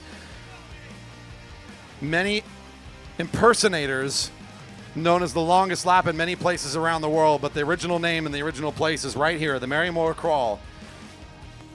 Oh, how big is that one? That's a 5er. There's a 5er down there, Pyle. I don't know. You look pretty fancy on the no-hand track stand. You do have to cross the line. It's just you're done. I don't know. It's money. It's some money. I mean, Pratis has got to pay for those textbooks some way. Oh, Pratis gets the nab. Whoa. A little bit unintentional touch in there, but Kratos is out as a result of it. Oh, what? Okay, James Campbell Harris is hoping for a bell. He's not going to get it. That wheel's across the line. Who we got left here? Aaron Young. Let's go check in with Aaron, shall we? We got Aaron down here. Aaron, how you doing? Whoop. I'm pretty tired tomorrow. Tired, but doing good? Something like that. I think it made him hit the rail. Yeah, well, you're just trying to make things harder for him. You know, he's fast enough. Got John Bowie in there, or number 124 in the purple and green. I see Matty Hers is playing kind of sneaky back there. He's got lots of room. That's number 104 way behind the group. He just wants lots of run-up room. He's going to watch the field, see how it plays out. I got Joe down here, the original no-hand track stand. Joe, how you doing? Pretty good. Can you do the no-hand track stand still? Let's see it. Hey. I think we got JC a little match. Just thinking. I mean, Joe's the original moneymaker on that one, so. Whew. Still no bell. The time's been ticking. Okay, right as we're talking about it again. Aaron Young's got the best position, number 144. He's looking around saying, who's going to jump my wheel? This is a good field for the crawl. Justin Captus down on the sprinter's lane, gets up to the wheel second. It's still Aaron Young at the front. Bowie line up in third position. Hers makes it in here as well as Pyle. A group of 5. No hand track stand says, no way, Jose. And from the front, it's Aaron Young, still leading the field. John Bowie, though, wants to make the second run at it. Young versus Bowie. Bowie versus Young. The big crowd puts their hands together. Bowie's got enough. He'll take this one. Whoa. That looked like something else, Aaron. But you're happy with the money. I get it. That was a bill, folks, not a digit.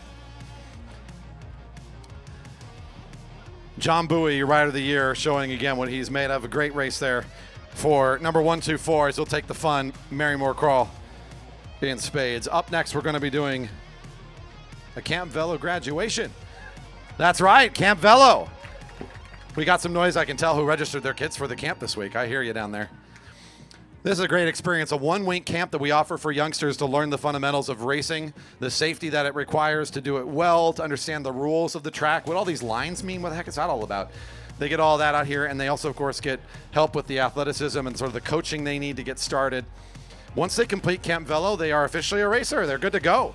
We can bring them out on a Monday night, and they can jump in with our junior fields. We've got junior fields for younger riders, ages 8, 9, 10, no problem. We'll get you out here on a Monday night.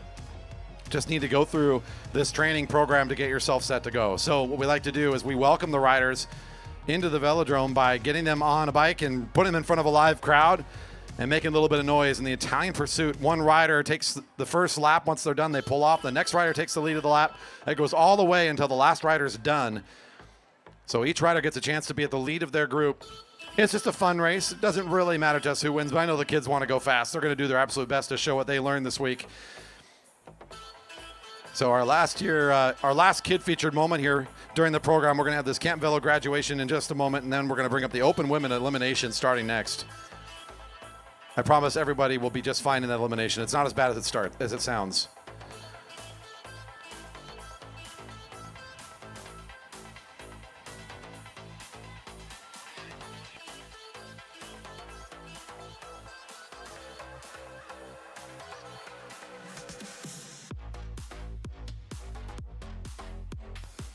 All right, and our back straight group is all clipped in. They're going to head around to the other side and hold onto the rail until we give the go-ahead. And I believe Kelly is going to be doing the honors of talking about the kids and also getting us started. Maybe Amara will do that. Someone's going to talk. It ain't going to be me. And we'll get these two started again. We got 2 teams of home straight and a back straight. 5 riders in the group. Each rider gets 1 lap to lead. Once they're done, they pull off. They're done. They watch their group finish. First team to cross the line on their start, the same side that they started on, is the winner.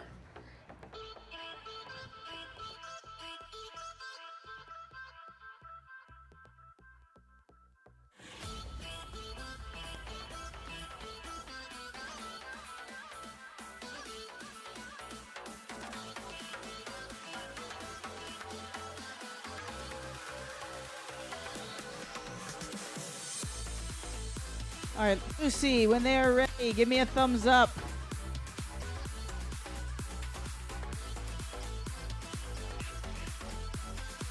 All right, waiting for the go-ahead from the back.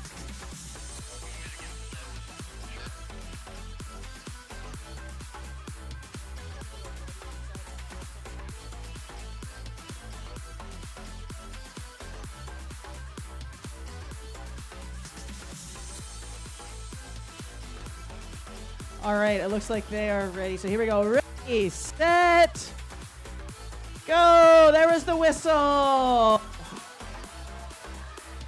And for Kelly. I'm going to let Kelly in our rider. Starting out on the home straight, we have Amelie leading that out. On the back straight, Felix is leading, followed by Keshav.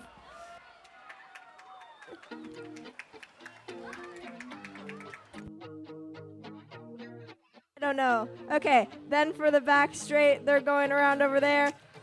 We've got John.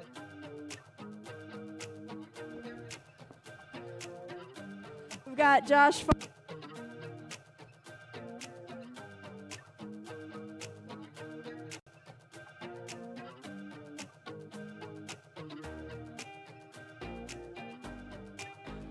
We're struggling with our wireless mic today. Too much cell phones, you know. Let's just cheer them on. They're all doing one lap. We know who they are. They're going, go, go, go, go, go. Oh, so it looks this team has a slight. Each of them one lap and then pulling off. It's like a big team sprint.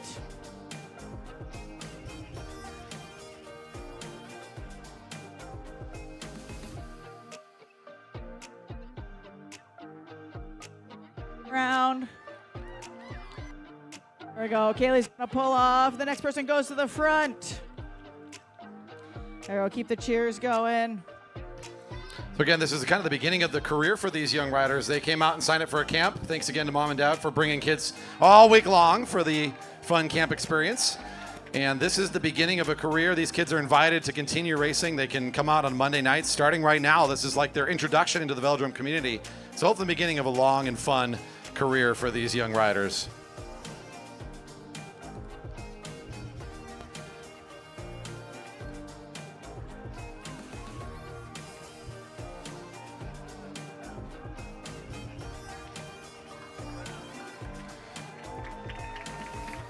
All right, good speed here. 2 left here in this group.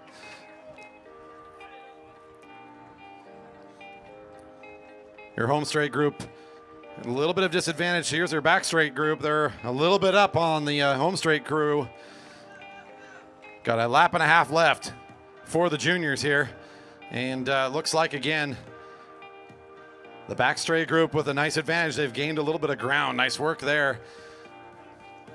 A long race when you got a big field of 5 juniors in each side. 10 graduates this week. That's a great showing for our camp. So awesome to see all the kids make it all the way through to the end. Making it through their training, getting all the fundamentals, learning the basics of the pace line, all the fun stuff. Getting 1 to go. It's 1 to go. Home straight just got the bell. And here's your last rider also for the back straight crew, trying to close it down and finish this race. Got a half lap left. Nice job.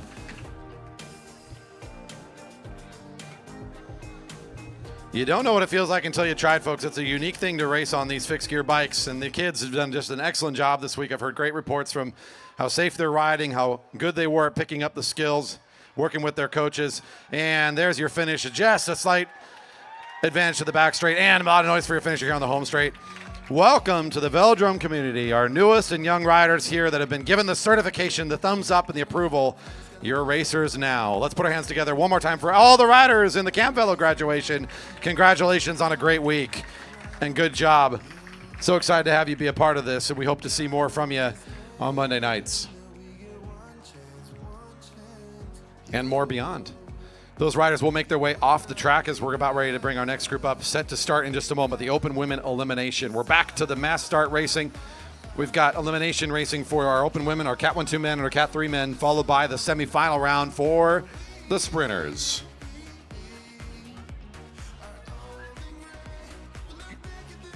If they aren't out yet, you better not miss your opportunity to pick up these very unique Hawaiian treats. This Good Belly LLC is still hanging out behind the Velodrome. In fact, maybe one of those junior the Camp Velo kids might want a little reward for their efforts, you know what I'm saying?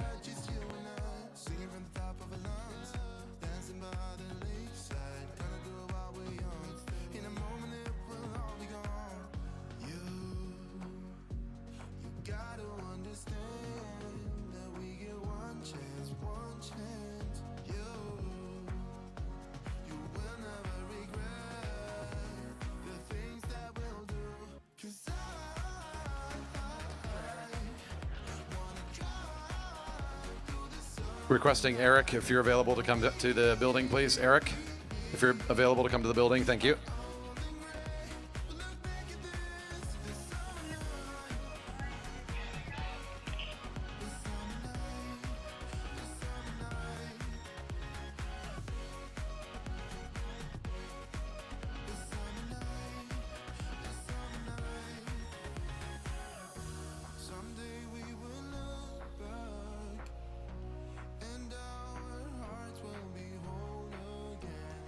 Now's my time to remind everybody, we've got the biggest and fastest race of the entire season 1 week from today. It is the Vision Grand Prix right around the corner.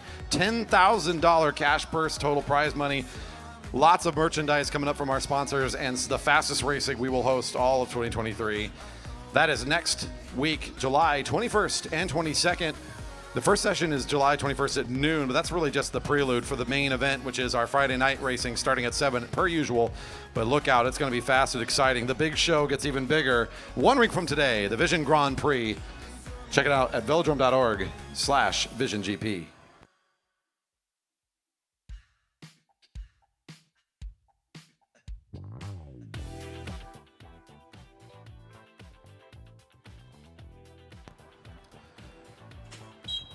And off with the neutral we go. Elimination racing, this one's always a great one to watch, folks. Every lap there's something to see. What's going on here? The back of the field, the last rider, every single lap is going to get pulled from the race until we get down to our winners. That's right, it is an elimination from the back of the field every single lap. So it's always something to watch out for. There's something going on in the field every time around. The open women in their neutral, we'll get them started out of turn 4. I know it's been a while. It's a little bit of a slow bit there as we're kind of working through all this stuff. A lot of things, a lot of announcements, a lot of things about the kids. All right, I got it. We're back to the racing now, and I know we've got all of our claps out for all the Kiddie Kilos. But don't forget, as our riders come by, we got a good showing here in Redmond today for Derby Days. Let's make some noise for the open women as they're about to get their start out of turn 4. As we hear that whistle, we'll let them know we're here to watch some great racing today. There we go, folks. Let's make some noise. The race is underway. The open women in the elimination. Next time around, last rider across the line is pulled from the group every single time. Let's see what our riders got here today. Corner 1 and 2, you guys got my hearts over there. I'm hearing you. That's what I'm talking about. So the thing to watch here again is the back of the group, and especially the closer to the rail is where a lot of the movement's going to happen. Those riders are going to be compelled to accelerate and find themselves moving forward and over the top of the main group. And as they do that, the riders that are down low are going to be left out.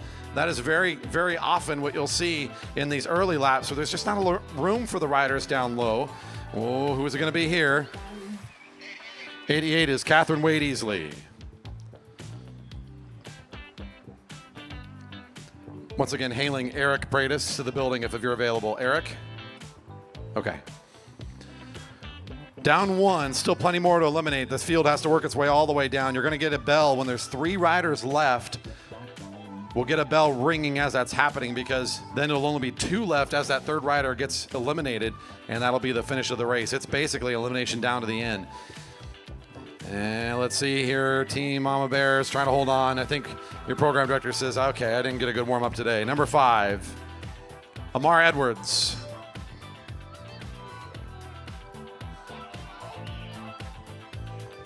Bit of a breakup here in the field. Great speed from Hilly Luther, who decides to make the front of the field a little too quick.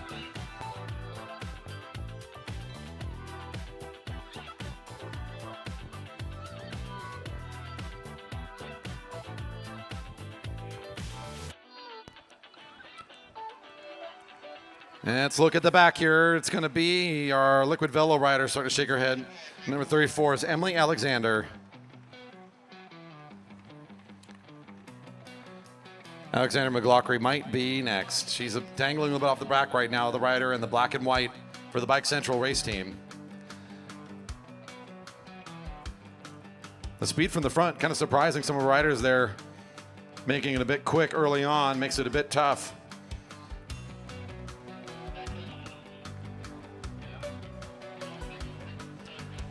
It's McLaughlin in a position here for sure to find the elimination this time.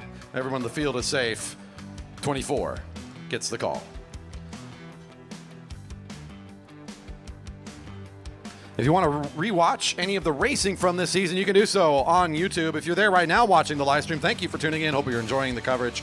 We have had quite the struggle bus this year we've been riding when it comes to good coverage out here in the park. I don't know if some tower got hit by an osprey or something. I don't know. It's just been a tough time. There's just more of you with good cell phones now. That's really the problem.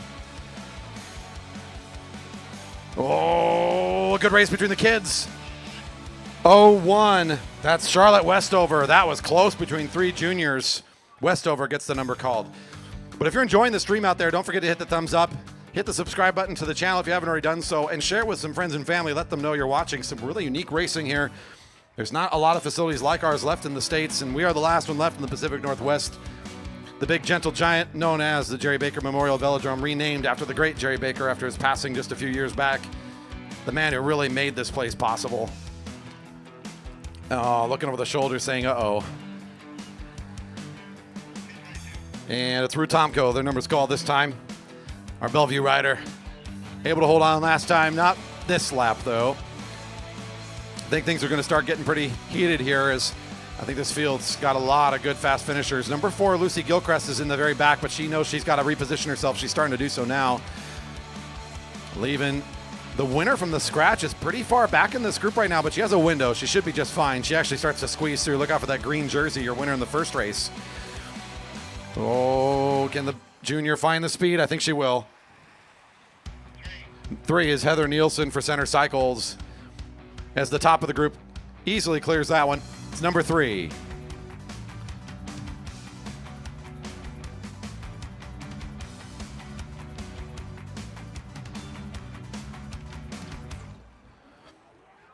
Bit of a reposition there. The field's all strung out single file now. Hillary Luther just absolutely dominating the pace setting right now, the rider at the very front.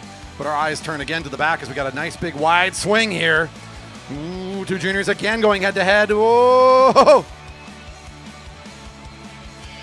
Number 4, Gilchrist, by an inch. Great sprint between her and Leah Holslander, down to an inch there at the end. A tough call, as Holslander digs deep and just gets enough to beat out her teammate. So that might be all she's got left, though. She starts to drop off the pace as Holslander might be volunteering on this lap. Not sure if Claire Laws has that information yet, starting to kind of figure things out. Everyone in the field is safe. Everyone in the field is safe. She got one more lap out of it. Holslander has her number called. Number 242. Another great race here for the junior. 6 riders left. We're coming into the top of this thing now. Here's Claire Law for the Breakfast Racing team. She says, this might be a race from the back, but I'm just going to race it from the front. Gosh darn it. Goodbye. And that's not exactly what some of these racers signed up for today. I think the first one that's going to abandon the mission here might be number 1, Scoville, who has popped out. Hillary is still in this race. Luther is still eligible. She says, I don't know. I hear you, but. And here comes Scoville, number 1. We'll get the number called. Your group of 5 on the back, as Luther does manage to get back onto the back wheel. Good move for Hillary. That was a lot of effort to get back into that group, I'm sure. Claire Law at the lead. Right in between them is Kelly Darlene. She had a great scratch race as well, I think finding 2nd, if I remember the result correctly. Stephanie Halamek, the LA Sweat team, the rider in green at the blue line, makes a nice move towards the front, and that's just too much for the catch. Number 17 says, yeah, I did what I need to do to catch on, but did I have another match left to burn? Not today. Down to 4, so that was your 5th place finisher now.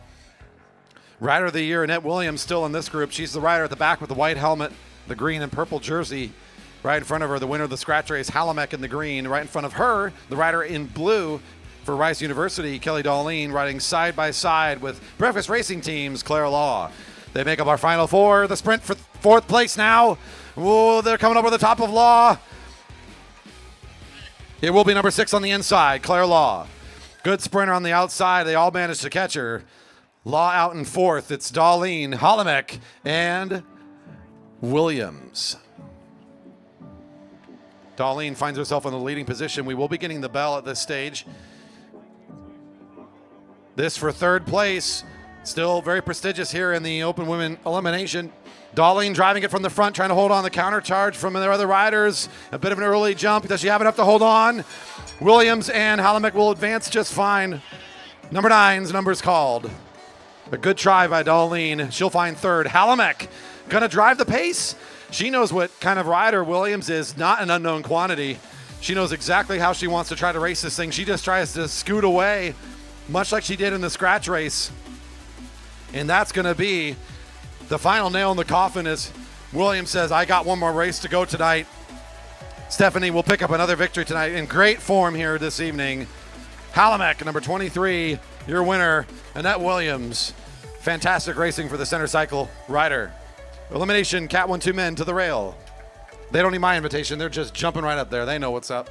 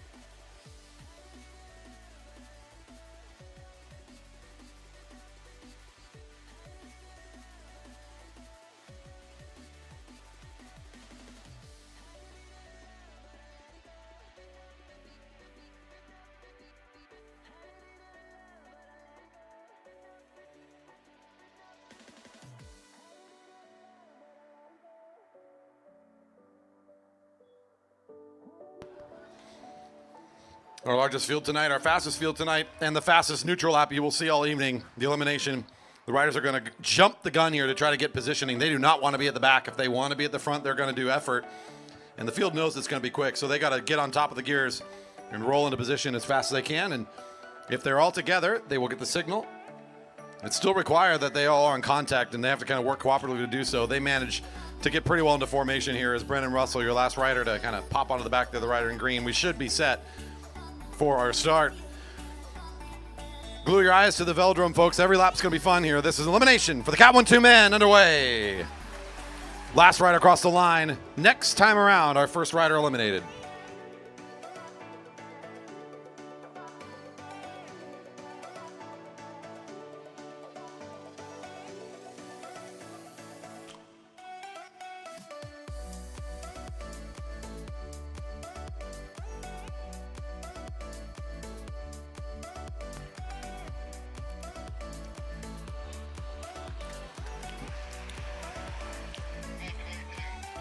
Nick Martinez, 122. I don't know if you can get a sense of the speed of the field, folks, but again, if you're taking a look at them rolling around here, it may not look like they're going that fast, but they're clocking a good 30 miles an hour pretty easily here. As a full field, you'll be surprised the amount of momentum they are able to carry. And especially when they fan out, if you're in the beverage garden, you might get a really good feeling for that draft kind of hitting you as they fan out here along the home straight sometimes.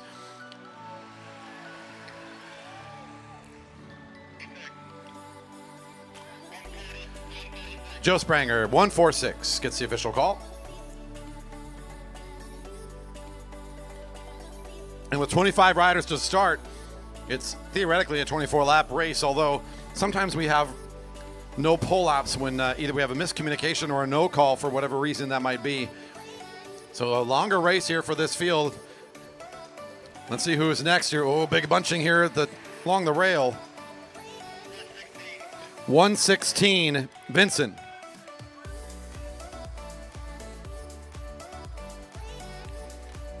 You can see riders kind of fighting over the front a little bit here. When you have this big of a group, it's almost an honor to be at the lead. You're taking that front spot because you've got fresh legs, you want to keep it quick, and you don't want to be anywhere near elimination.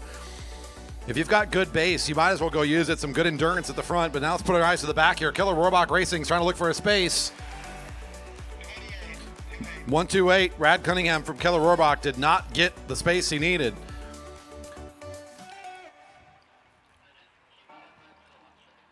So Matty Hers has taken over the lead role now, as it was about 3 or 4 riders before him kind of rotating around who wants to take it over. It's been kind of aggressive moves as the riders position themselves down there early in this race. You don't usually see it that often, that aggressive here at the beginning. Tyson Danson looking around trying to find a window. He should be able to find one. 134 is Haldy that time for the single malt Velo team down at the bottom of the track. That's what you're going to see a lot here in the middle phase of this race as we get under about 20 riders. The sprinters lane, the back rider in that sprinters lane, that's the space between the black and the red line, if you don't know the terminology. Those riders are often the ones most in danger because they don't have anywhere to go. They can only go forward, and oftentimes that's kind of a fixed quantity. It's the riders up to the right that have all this ability to accelerate and sprint, and they'll catch you out if you're not careful. This time it's 119 though. That's Darlene for Center Cycles. Not a rider down low as the top is a little bit lagged behind to get to the line. Still a lot of eliminations to go through here. Every single lap you can see the groups, the riders up in that top right corner kind of stretching out and accelerating out of turn 4. Let's see who is found this time now.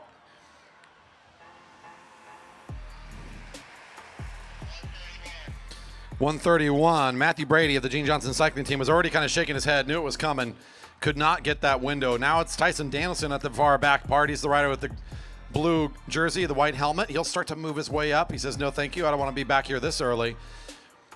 Sort of flattening out the group now.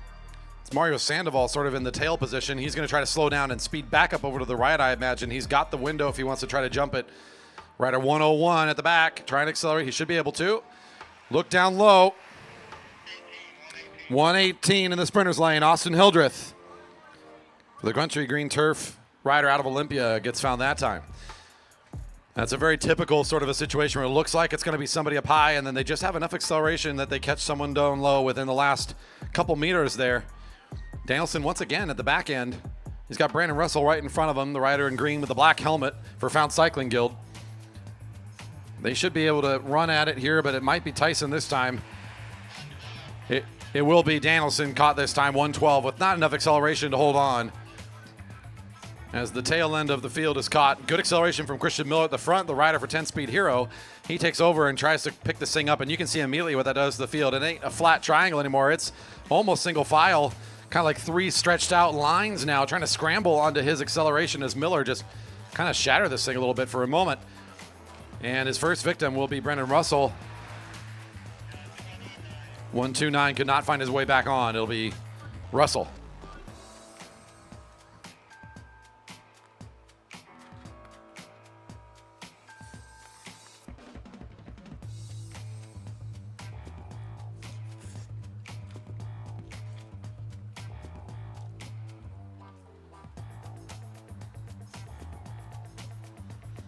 So a lot of riders to eliminate here. Look at the top, good acceleration. Ooh. 105, Ludo Max. Wow.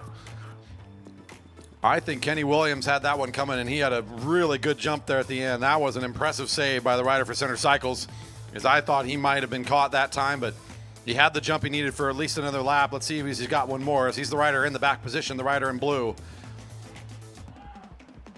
Can he find one more? Doesn't look to be. 114, Kenny Williams. A storied competitor, but also one of our junior coaches. Made the trip down to Carson, California, and put in plenty of hours supporting the future of sport. So if you're not sure who to cheer for, you can always look for Kenny out there in the field of the next race. Nolan Adams for Dyna Racing in the pink is the last rider in the lineup right now. Can he accelerate? He should have good legs to do this. He's on pace to do so.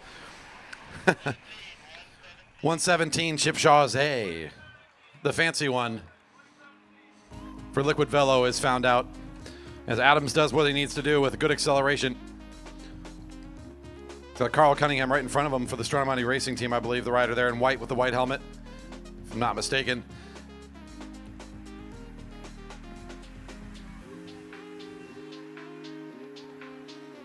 Adams trying to get it again from the back. 182. Luke Wilson. That was close. Center Cycles found out there number 182 as Luke Wilson looked like he might be safe in the middle. Again, down to a game of inches as Nolan Adams finds another with a clinch acceleration just enough. Can he do it again? The rider in pink still at the back here. Has a good run at it. Definitely will not be in this time. 141 is Hofer. Hofer in the green jersey will make his exit. This is our top 10, and just to make it to this point has been impressive. This has been already a long race, 15 laps really at this point, just to make it here. And now you see your top 10 speedsters. Nolan Adams trying to do the same trick again. It's worked well for him. Last week he saw him get all the way to win this race doing this trick. Let's see what happens this time. He gets out 127. Carl Cunningham for the Strong Mountain Cycling Team. Make it 9 riders left. Building anticipation now for the finish.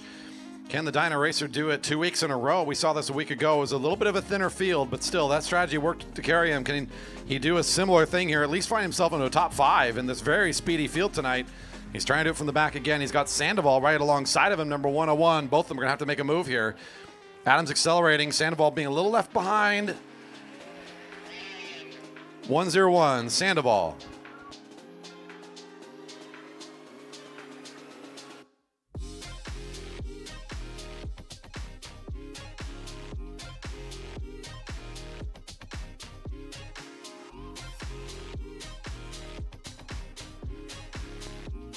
I believe that is a volunteer. We are pulling from the field, so here comes our next elimination. Whoa, Matty Hers with acceleration. He should be able to hold on. Oh! 2-3 on the far inside. Christian Miller.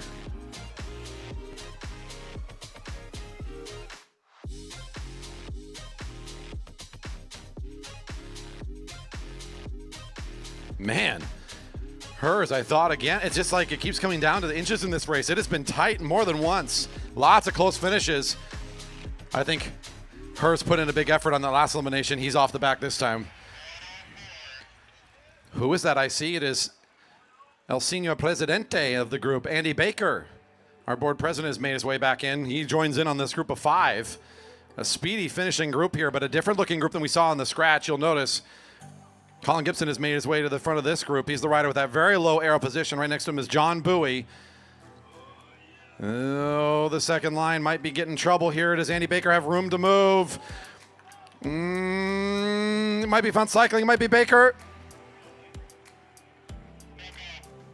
No call. All 5 are in. No call. We've added a lap. Too close on the line. We're going to withhold the call. And that gives either Baker or Chris Wilson another lap to survive. That was close there. Here's your top 5 for 5th place. This time we better be pulling somebody. This looks familiar. Does Baker have the room? He will not. 103 signs off with the salute.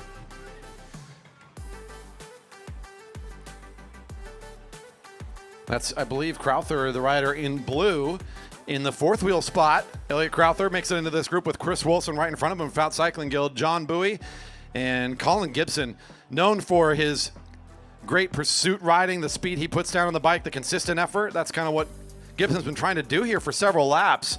He will just continue on the pace and get rid of another. Wilson says good night and thank you very much. 4th place for the Fout Cycling Guild rider. A nice effort for Chris.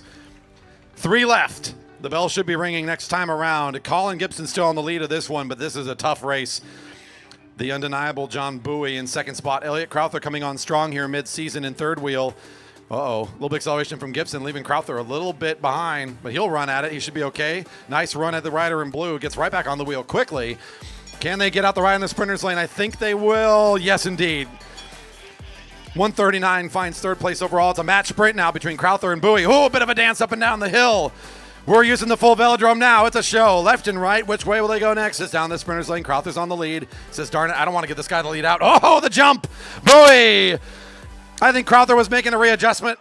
And Bowie just says, yeah, well, here we go. Once again, Bowie will take it. Your Cat 1 2-man elimination. Great racing here tonight. Rider of the Year, Elliot Crowther with a fantastic race, smart racing from him. That was a long one, very fast. Cat 3 men now to the rail for the elimination. On deck, the semifinal round for the sprinters.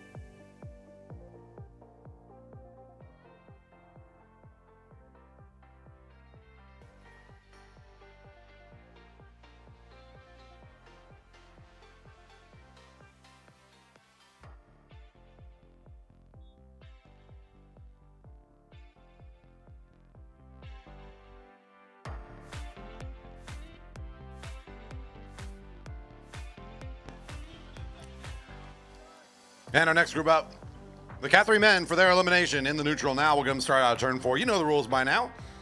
If they're all together, we can sound the whistle and get this race underway.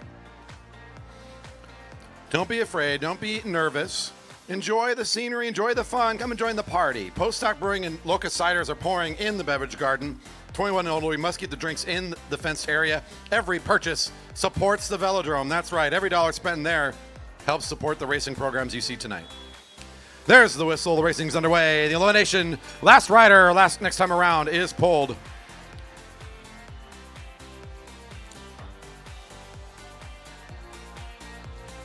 We hope you're having a wonderful evening here and that you've enjoyed your Derby Days stay. And Redmond is just such a great host for such great events like this on this beautiful weekend. We do this all throughout the summer, though, so if you're looking for sort of a regular stop here in Marymoor Park on a Friday night, we are one great place you can count on. As long as the weather's nice, come join us for Friday Night Racing, 7 o'clock throughout the summer months. Klupar, 323.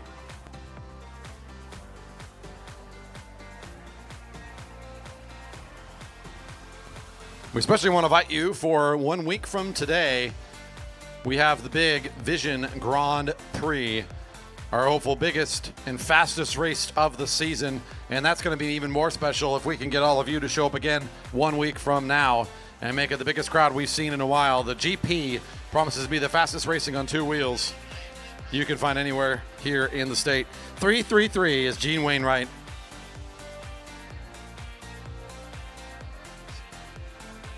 Already down to 12. It's a smaller field to start with, obviously, so a shorter race overall. It's now Stanley Douglas that finds himself in the back position right behind Mike Ritter. They'll have to make something here, bit of acceleration for Douglas to try to stay in another lap. Campbell Harris looking around, might be his number calling. 311, James Campbell Harris.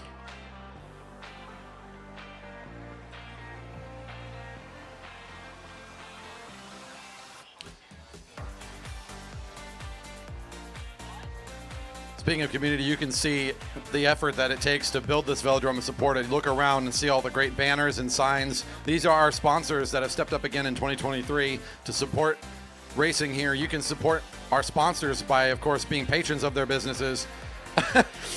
Gosh darn it, says 391. That's Stanley Douglas trying to get some response from turn 1. They've been good all night, let me tell you. They know what's going on. I'm telling you that now. Sometimes, the crowds we get here on a Friday night, it's mixed. Tonight, these fans know what's up. You've been here once or twice. You're having a good time. Let the riders know you're here because it is way more fun and engaging. Again, the race next week, I've talked to riders from Australia, from United Kingdom, from Canada, from across the states. 2-4 is Kit Colbert. They're 3-2-4. All across the states, across the world, they talk about Redmond, Washington for the community when we come out to do this Vision Grand Prix, just how loud and exciting it is when we have these international class racers. It's an environment that you cannot replicate easily, and it's very special to us here at Redmond. So again, thank you to the fans for making their way out here tonight and enjoying the racing with us. Let's find another here. Ooh, Found Cycling Guild, starting to shake their head, already knows what's coming. 316, Colin Stotts. That's 8 riders still in this field enjoying a few more laps of the elimination. It's Mike Ritter in the gray, currently at the back of the group, starting to work his way up now.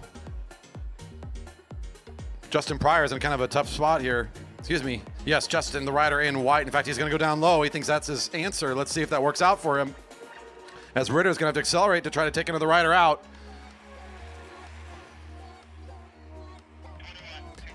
3, 2, 1 is Ritter. He was already shaking his head. He felt that one was not quite enough of an effort. If he could have gotten a bit more acceleration, he might have been able to knock out Pryor, the rider down below, but won't come together this time. Down to 7.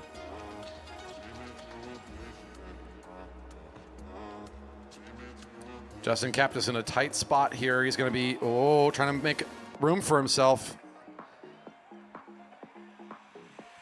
Ooh. That's Tyra Lacey.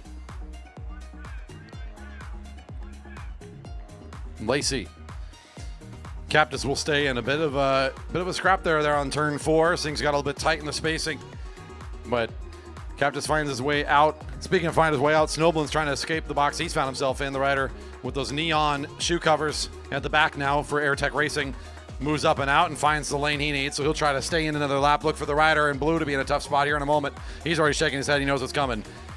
3:01, Andrew Lynch. Gene Johnson cycling. We're down to 5. Your top 5 riders in the elimination now. Snoblin drives his way back to the front. Merrick Gallagher for the Jerry Baker Jr.'s in second position. Justin Pryor right in the middle. Those are your front 3 right now. Captain's trying to get back up to this group. He puts himself back into contact, but he's in the second lane of the sprinters lane. Will that work out? Tough position to be in. Group's probably going to come over the top of him and just leave him nowhere to go. So yeah, not going to do it. 368 is the call.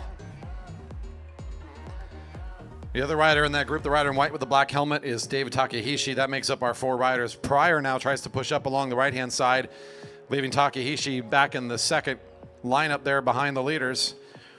He's on the wheel of Gallagher now, trying to find that window. Looks like he'll be able to find it. Pryor left out behind now. Can he find the acceleration needed? Here comes your top 3. Ooh. 4-7 gets the call. Snoblin. Another down to the line close elimination, as Justin Pryor just enough to grab the AirTech Racing rider out of this one. Merrick Gallagher has found himself a bit of a gap here.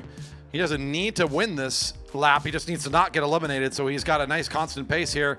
It's the junior at the lead. Whoa.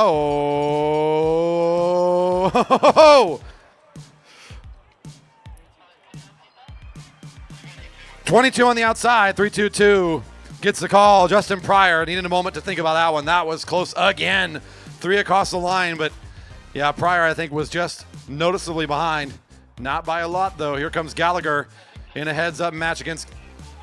Oh, here we go. The flip-flop.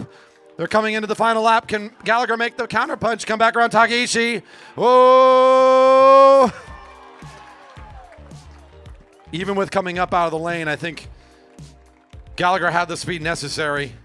A little bit of impediment there by Takahashi. That will go down as an official's warning for 318 for coming out of the sprinter's lane. Holding the line in the sprint is the official call. Thank you. Nice racing there for the Cat 3s. Your junior, Merrick Gallagher, with a great win in the elimination. It is time for our return to the sprints. Sprinters, it is time for the semifinals round.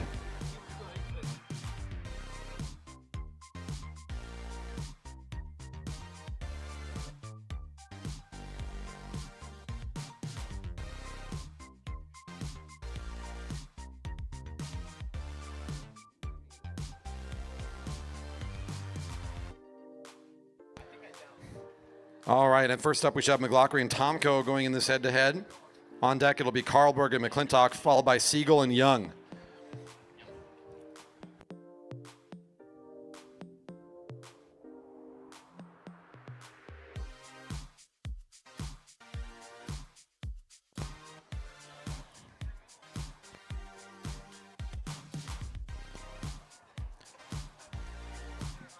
Coming up to the line now in the black for the Bike Central race team, Stephen McLaughlin. Right behind him in the all blue for the Center Cycles, number 113, Daniel Tomko. This race to go to the race for 5th and 6th in the next round. One chance to ride for the position.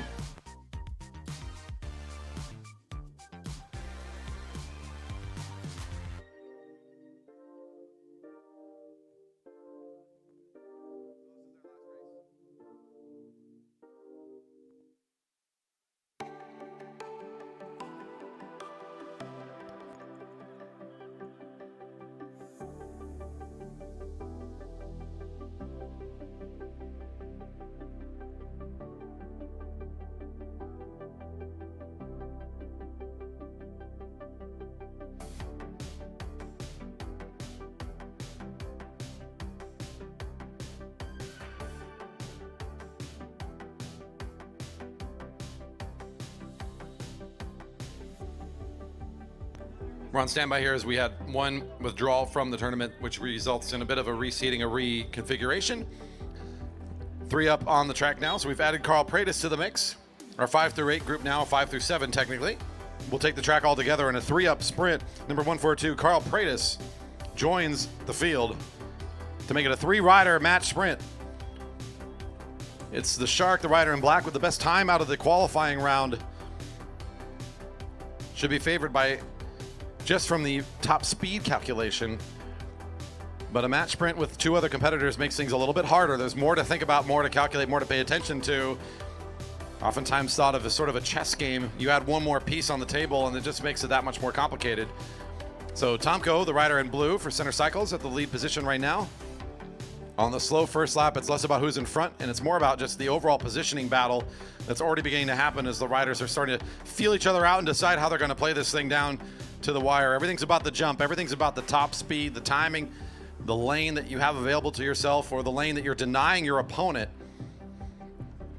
And the Portland rider really trying to put some dance moves on. Pratis kind of having to play responsively there. Maybe making him feel a little nervous as he's moving up and down. Bell's ringing. McLaughlin leaves lots of room as he lets both riders take the jump before him in the sprinter's lane. Tomko now forced to play the lead-out role. Pratis happy to sit in the draft for just a moment. It's now Pratis bringing up to top speed. We got a good sprint here. Can the Shark get the acceleration around the kid? He's trying to accelerate over the 19-year-old. The veteran versus the youngster. Carl Pratis comes up and does a nice finish here. Pratis right down the middle. Throws a wrench into things. I don't know if that's for 5th place or not, but I know it was a good race. I'll ask more later. Here comes Carlberg, facing off against Guy McClintock in the next heat. This to ride for either 1st and 2nd or 3rd and 4th.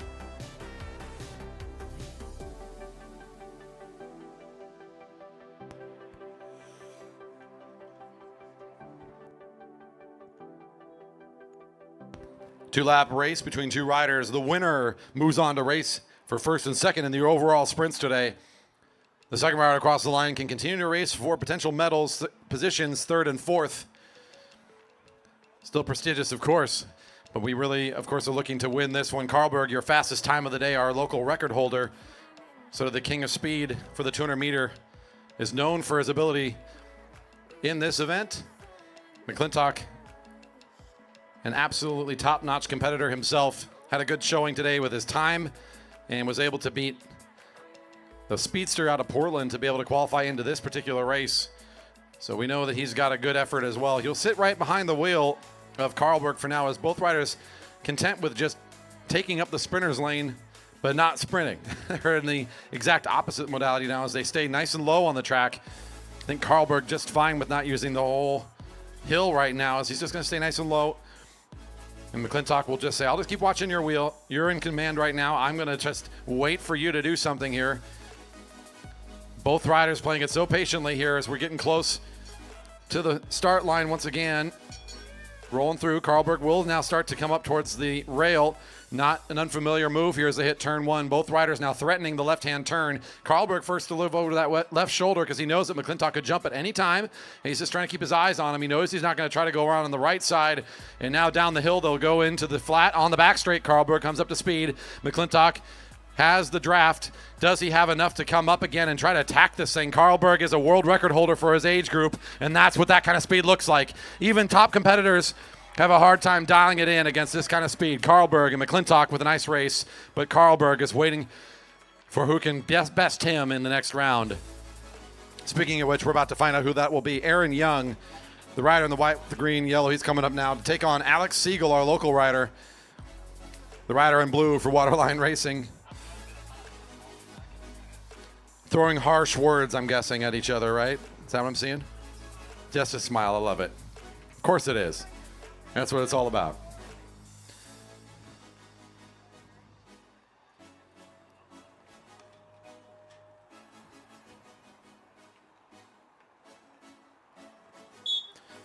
Off we go. One rider advances to face Carlberg for the first and second place. The other will race against McClintock for third and fourth. Off we go for 2 laps. It's Aaron Young, the out-of-towner for the shop, has shown great results. Competitor all across the country. He's flown in for the Grand Prix. He's here early enough to join us here on this Friday night and get warmed up in front of the Derby Days crowd.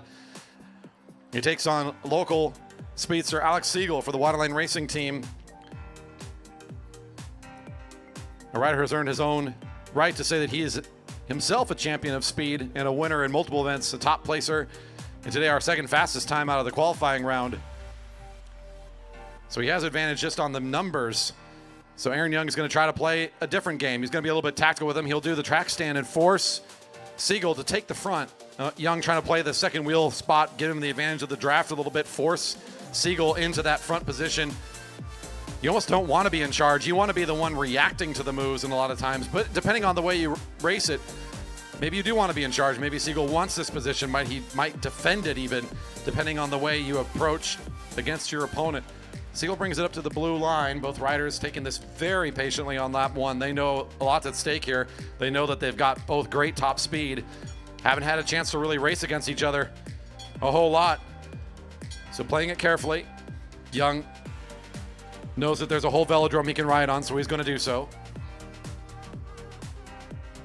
Siegel continues to defend at the blue line. He looks over the right shoulder and says, I'm close enough to the sprinter's lane. I dare you. He makes Young jump. Young comes back up out again. Both riders kind of running the hill now. Siegel's going to try to come down on the flat back under the wheel of Young. Young's got a bit of a gap opened up. Siegel's trying to close it down quickly down the back straight into turn 3. He's trying to make contact. He might be able to do so. Here comes the slingshot. Can he come around the outside? Good acceleration for the rider from Siegel. Here it comes onto the home straight. Siegel versus Young. Siegel will find enough run at it. Number 110 with good finishing form. You thought he was going to get away, but no. Siegel. We've got some good sprinters here in Redmond. Let me tell you. Nice job there for the rider from the shop, but Siegel will be riding against Carlberg in a rematch of Carlberg and Siegel coming up in the final round. McClintock and Young will go head-to-head for third and fourth. The open women are coming out for the $1 a lap scratch race. What? Money just to be at the front every single lap. Good times. 25 laps on the cards for the open women. It's a $1 a lap scratch race. First rider across the line on the last lap is your winner, but the first rider across the line every lap before that gets $1. So we're going to be keeping track of how much money the riders win. A little extra cash to incentivize the speed and the fun tonight. And a bonus 10 on the last lap makes the win even sweeter.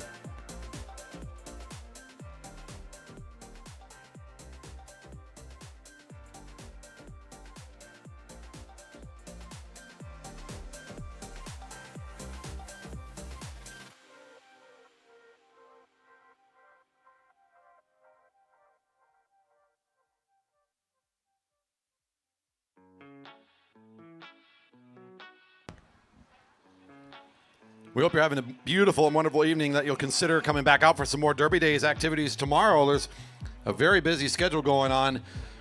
I may not be the voice of Derby Days. I just kind of live here at the Velodrome, which turns out I'm going to be here again tomorrow too. We've got more racing going on, and tomorrow's a little bit more about the community. We've got young riders, juniors, D and C categories, our very youngest competitors.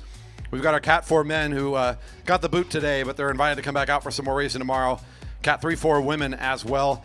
It's going to be a nice evening racing program starting at 5, and that follows all those great Try the Track classes we've been talking about all night. If you haven't had your chance to check out the Try the Track classes that are going on tomorrow, don't forget the QR code is over behind the building here on the window. You can scan it, get signed up from your phone today, get your spot secured for tomorrow. No cost on those classes, by the way. Whistle is sounding, racing's underway.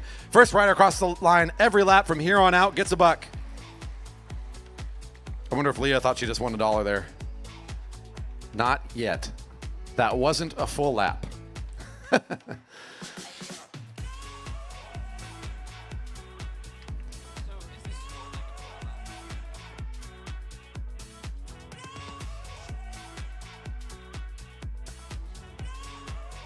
Every lap's worth a little bit of cash. The big victory is still the last lap, but it makes it fun in the middle. It means that there's a reason to go out front. Here comes Hillary Luther picking up the first $1, number 17. I'm going to ride it like a points race, even though, of course, it just comes down to the final lap for the win. This is going to make Halamek and Luther both want to go off the front a little bit early, and not surprising that these $1 lap races encourage early and consistent speed for the field. Halamek takes her turn at the front. She's been dominant tonight, trying to find another victory here today in our longer scratch race. Might as well start picking up the cash along the way. At 23 to go, Halamek picks up the next $1.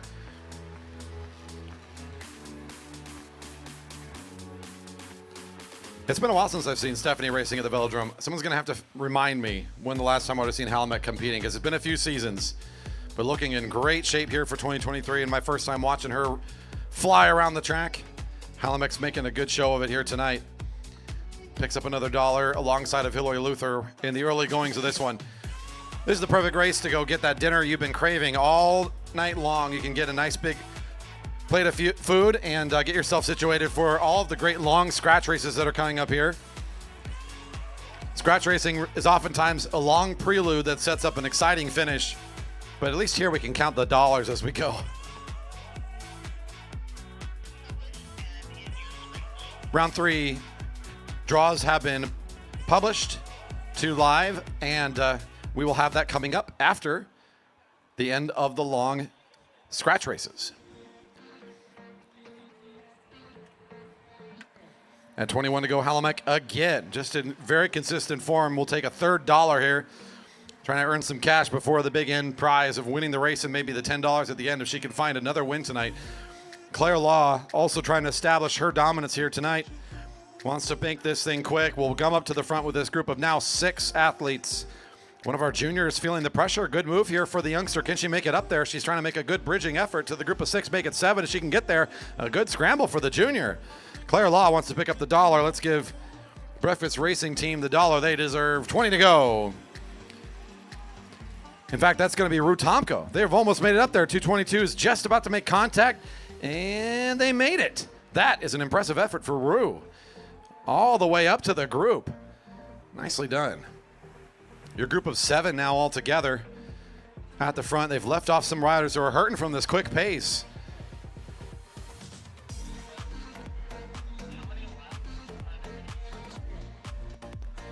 Seeing 19 to go now. Who's our next $1 going to go to?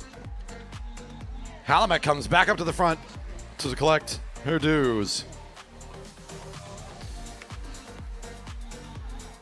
4 out of the 6 laps have been taken by Halamek so far, I believe the count is. Luther and Law have each picked up $1 along the way, but Halamek dominating the cash stream so far.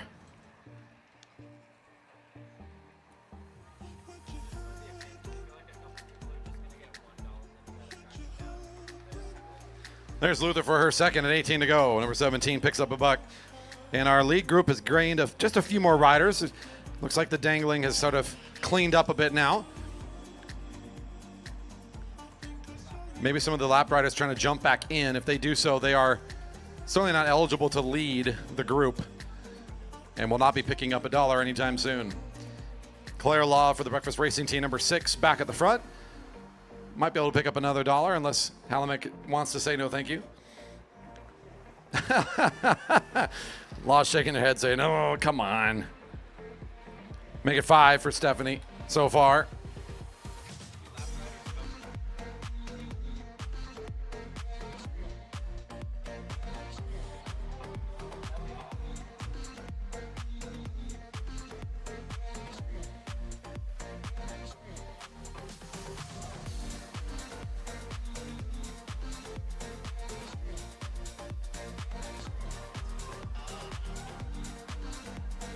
16 to go. Halamek starting to break things apart here for herself.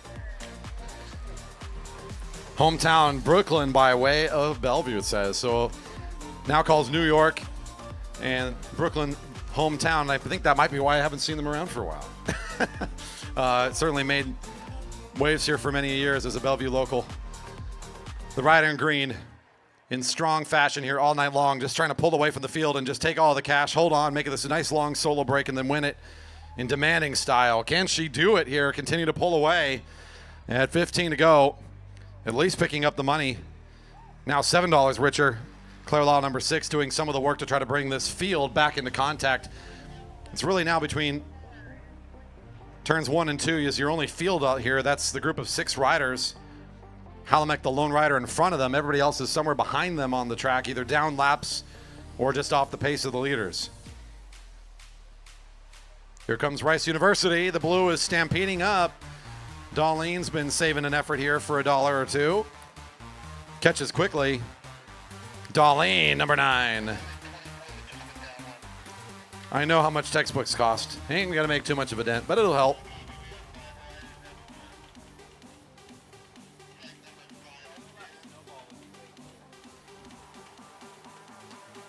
In that group, everybody behind Claire Law, number 6, is not on the same lap as the group. So I believe it's Law and the 5 riders in front of her that are the field on the same lap. Everybody else has been caught at this point. 13 to go for the leaders as they hit the front. Whoa! 23 does get the call for the cash. Halamek again. That was a college kid. That's how you know you have a real competitor. Heartless.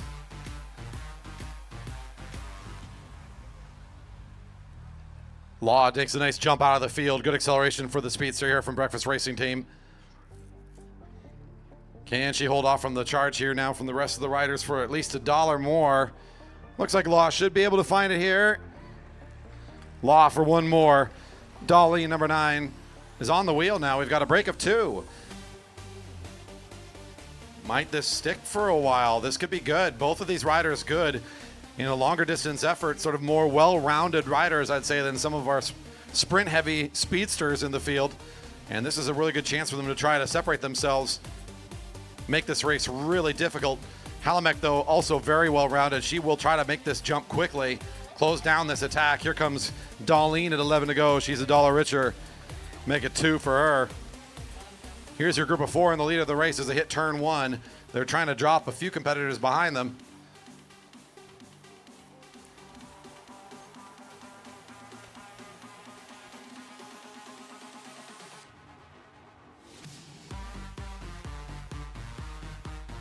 Slowing things down here. We're well into this long scratch race with Halamek now sitting at the front, your leader in the quote-unquote points.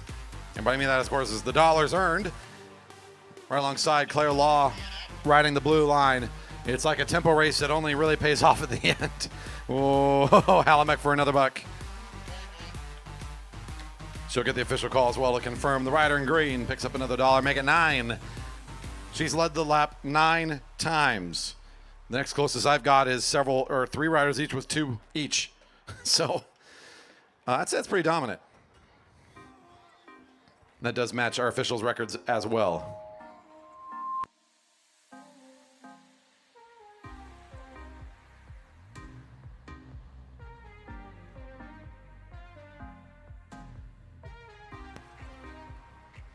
Here comes Luther again. Number 17 takes her $3 and picks up the pace. Number 11 not taking any sprints for points, or for $1, I should say, yet. Kind of saving her effort maybe for the victory. She's been in everything. She's following the leaders around, just being very savvy, very patient. $1 here or there is not going to make or break it. She's hoping for a win tonight, so that might play really well into Annette Williams' plans. She's seeing Halamek work so hard for the dollars midway. She might have a good shot at this thing. Darlene just sets the pace line, and she'll get the $1 for doing the work of doing that. More than half of the group with her is still on the same lap as her, including Law, who now comes to front. I believe Westover was found out back a few laps ago and was found by the field down a lap. She pulls up and out of the way. That's the youngster with the orange bike. We can see easily from across the Velodrome. Darling and Luther both have picked up $3 so far. Halamek with the big 9. Claire Law, 2 from earlier. Seeing 7 to go, getting down close to the end of it. Law's fresh for another $1 here. That's now 3 riders with $3 apiece. 7 to go. Ooh, this is a nice aggressive move here from Claire. She timed the acceleration and she hit the line so she could try to carry this on a little further, force some sort of reaction. Wherever Halamek goes, there's Williams right there on the wheel. Never taking the $1, just always following, not gonna let this thing get away from her. Number 11, again, playing very smart, just trying to save the big effort for the most important point in the race. Luther coming up there as well, now makes that lineup nice and strong behind Law. She's not been able to break away from anybody, but Halamek says, yeah, one more, let's make it a pretty 10. Seeing 6 to go, your leader in the cash, number 23.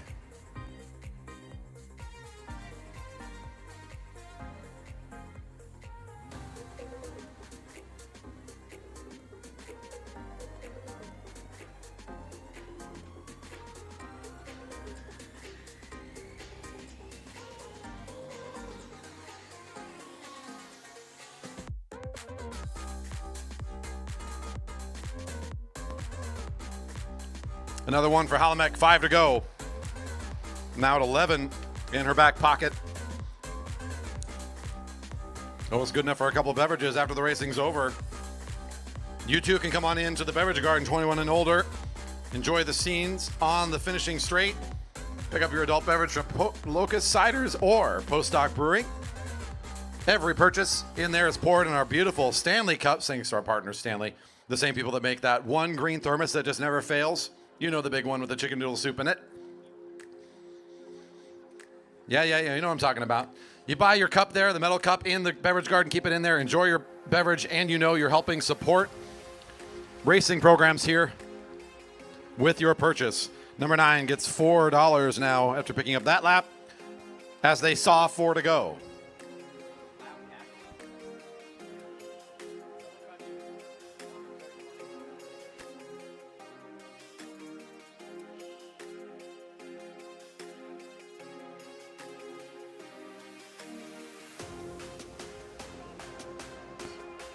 Hillary Luther trying to control the pace now. Everybody's sitting on her wheel. She's up at the rail. She says, do I have to lead this thing? I might as well go for some dollars again. Here we go. Hillary Luther for her 4th dollar at 3 to go. The win coming up right around the corner. $10 to win the race on top of the normal victory. Prize money. And, of course, the prestige of winning. Still the biggest prize here today. I'm still eyeing number 11. She has been like glue. Elmer's glue on the back. Or something stronger. Maybe Gorilla Glue. Just absolutely attached to the wheel of Halamek as much as she can. When it's not some kind of crazy effort, she is always poised to be where she is, knowing she's kind of the maker and shaker of this race. Claire Law trying to make something happen as well. We'll go on an attack again. Seeing 2 to go. Breakfast Racing Team brings the total up to $4 for herself. At 2 to go, Halamek and Williams both scuttling away for the rest of the riders. Law immediately recognizing I'm not going anywhere here.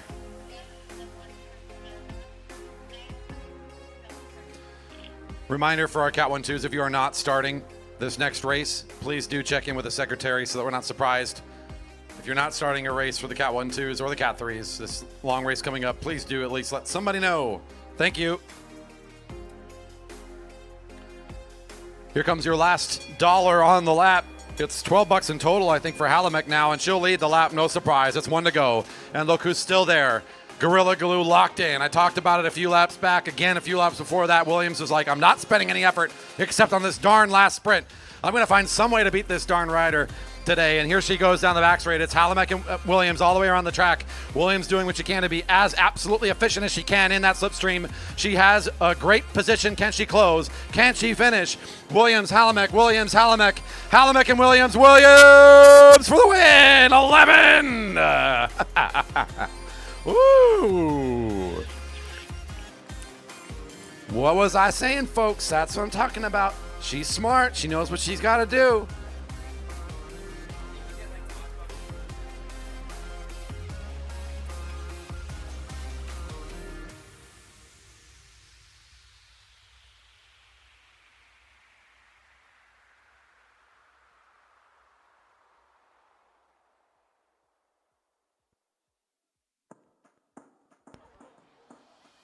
As a reminder, after racing tonight, there are 2 podiums that we'll be doing, not just for the normal night of racing, but also a omnium for the Derby Days event here today. So special extra podium coming up tonight for the Cat 1-2s and for the open women fields.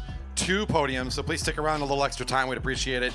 We want to get the good promos. Got to be here for the gram, folks. Come on. Coming up now, our long scratch, the 40-lapper, $1 a lap for the Cat 1-2 men at the rail.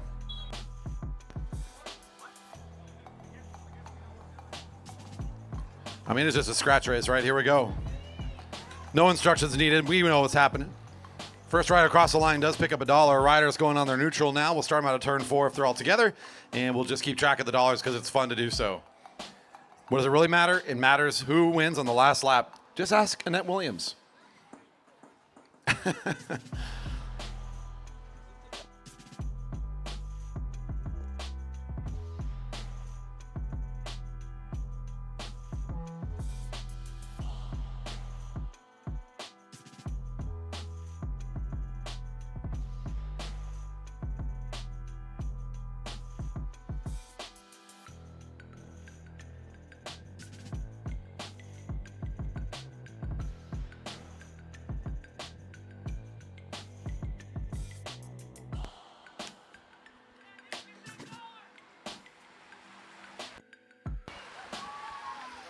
40 laps on the cards. The racing's underway. No hand track stand. Joe Spranger in the Green and Found Cycling Guild. Not made his presence felt here much this season. Has been out just a few weekends trying to pick up the early dollar here in this long race. Does not find it. Looks like we have a mechanical deck there for Keller Rohrbach. Is starting to pull out of the group. Nick Martinez, number 122. Your first $1.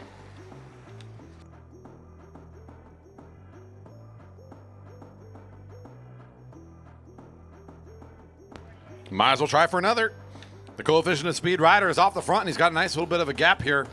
Might as well see what he can do with it.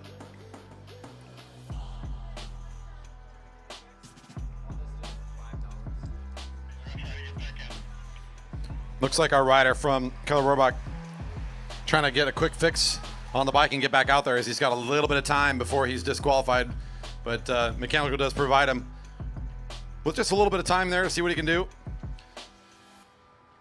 If he's quick to it, he might be able to jump back in this thing. Nick Martinez picks up $2 on the front of the group before pulling up and out of the way and allowing the field to come underneath him. And now a lot of speed as we hustle right back up to tempo. At 37 to go, the race so long here. Christian Miller says no reason not to go fast right now. Miller's come on really strong this season. Always known for a good long distance effort, but his top speed has improved, I think, by my measure, pretty significantly this year, and whenever he comes to the front, it usually means the field's about to go under some serious acceleration. Group of 4 starting to kind of pull away as many riders are trying to take a breather. At 36 to go, here comes your next $1. Give that to Stranamonte's cycling rider Carl Cunningham, his first $1. It's one white and a lot of blue as Williams, Wilson, and I believe that's Darlene making it 3 center cycle riders. Try to jump in with Cunningham, but it might only be Darlene that's going to hold on to this impressive speed. Ooh. Cunningham again. Gives his second. 35 to go.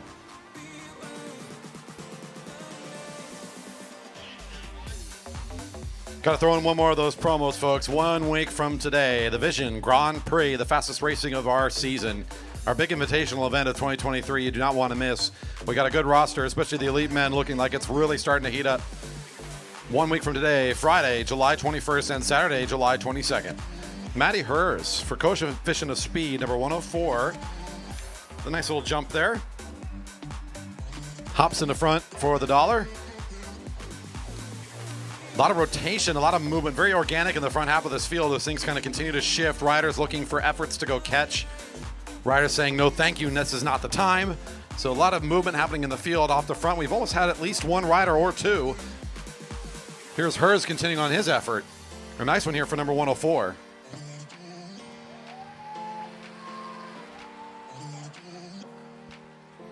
seeing he has a partner, he might as well keep with it. So he'll jump on the wheel now. Of course, Wilson, the two riders together down the back straight, trying to at least make it hard on the rest of this field. Not sure what their long-term plans are yet, but if Wilson continues to drive it, I think he's just at least trying to pick up $1 before this thing's over.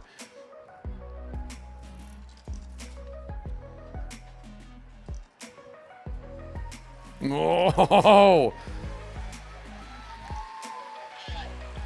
Hers gets the call. The sprint for one, it goes to 104. $3 for Hers, 2 to Bittner Martinez and Cunningham, 1 for Miller. Your current counts that I have as it stands. There's Miller again at the front. Just like I said, whenever he finds the front of the track, it's dangerous, man. He's just going to roll. And again, once again, picks up the pace really quick here. The field holding on to his acceleration, but it just stretches everybody out. You can see that formation is big, long, single file line. That's a signal that the front of the group is fast, as everybody's trying to scramble to find some wheel to be behind, get into the slipstream. And now the quick pace forcing some riders actually to pull up and out of that speed, causing a bit of a snap in a couple places in that lineup. That could be dangerous for the back half of the field. Always hard to be back there when you're trying to just rest and recover. Miller strong enough here just to go from the front twice in a row. He'll come up towards the rail and let things roll underneath him as he's had enough of that. Reset for another effort later as Sandoval now comes up to the front and holds his pace for a bit, looking to see who he has with him.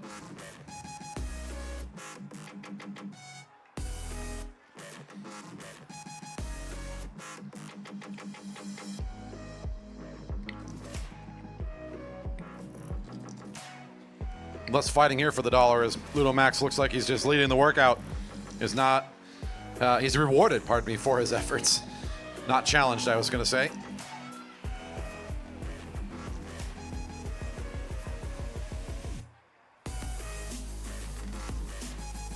Pace fast enough that stragglers are having a hard time finding their way back up there. Is a nice work between two catching riders, between Martinez and Wilson, just off the back of the field, but the sprint here for the $1 looking pretty interesting. So we'll see as Darlene makes a great run at it. The rider for Center Cycles picks up another $1. Make it his first. Hers with 3, Miller with 3. Martinez and Cunningham with 2. Darlene with 1, Max with 1. The current unofficial points totals for the cash.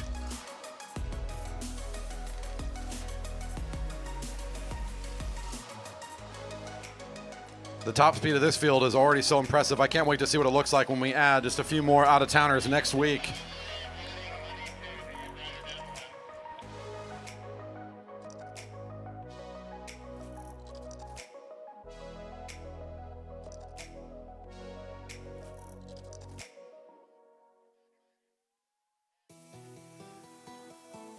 It was actually 82 there to pick up the cash because of being lapped.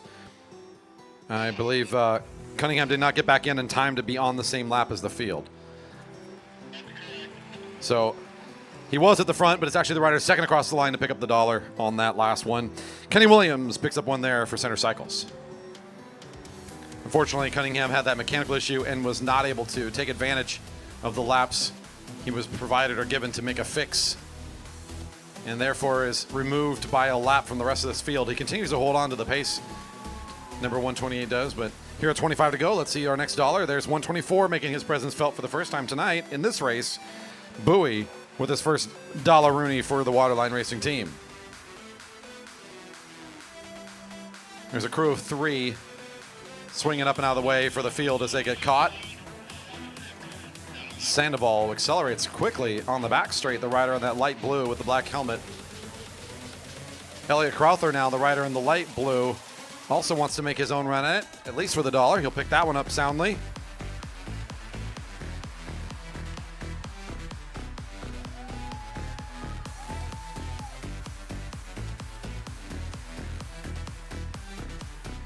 Miller is taking enough of a rest. He's just going to make another run at this big thing. He goes at the solo break of Crowther.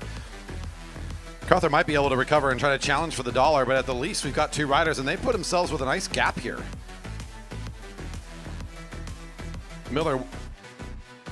Gibson is the one I'm talking about here. That's Colin Gibson, number 139, not Miller. So break for 2 off the front there as 139 for the Starnomani Racing team is working now with Elliot Crowther. A nice duo there.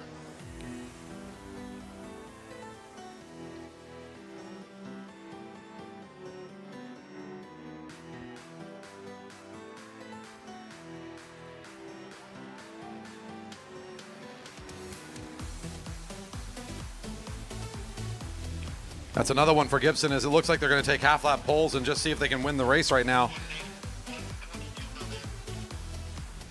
Works out in Gibson's favor as he's picking up the cash because he keeps getting the home straight effort. Maybe Crowther's going to try to extend his effort here, so he might be able to pick up $1. If they continue to work together like this, though, this is about also setting themselves up for a good position in this race. The $1 does mean something, but there's also a race to be had here tonight. Crowther finds one more at the 21 laps to go mark. The chase is on now pretty heavily from Bowie, bringing the rest of this competitive field up to top speed.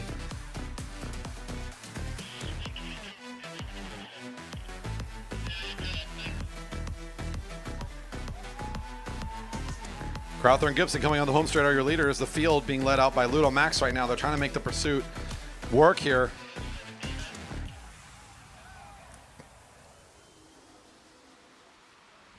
Gibson again found that point, or the $1. The field still within striking distance. A really top speed sprint effort could catch pretty quickly, but that's still a lot of effort to get up where the two leaders are right now.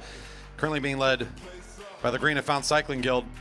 I believe that to be Carl Hofer, number 141. Your leader still with a nice gap here. Crowther finds another $1 at 19 to go.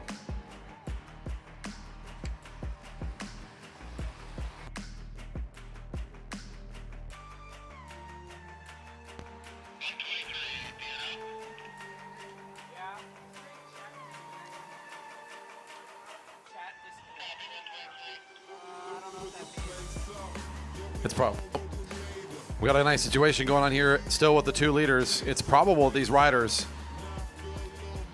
are going to be out here for quite some time, just picking up the dollars. Will this turn into a victory after so many laps?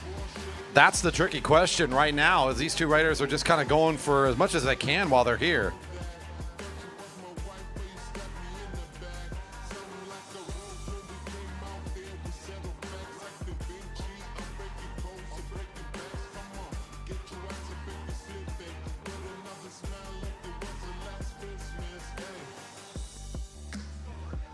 Here comes Crowther for more points, and here starts to really organize the strong catch now. Crowther and Gibson both collect some nice dollars off the front, and they force some sort of response, make it about 4 or 5 riders that finally get the act together and say, let's go catch. Matty Hers, John Bowie, Nolan Adams, the front 3 now in this lineup.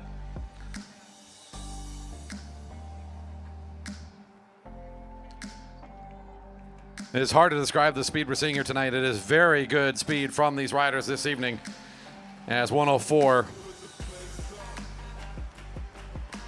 picks up the reward for getting up to the front here finally. After all these laps of 2 riders off the front.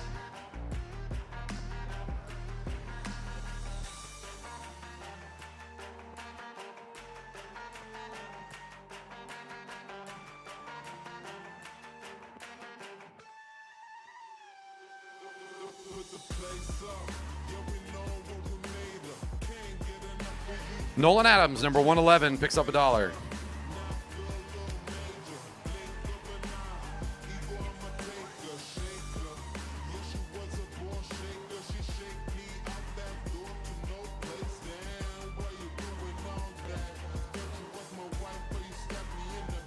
Working our way towards the final section of this race. Riders seeing 14 to go. A nice long scratch here to end out the night for the Cat 1-2s. Sandoval looking to pick up the first $1 of the race for him. At 14 left, number 101 picks it up.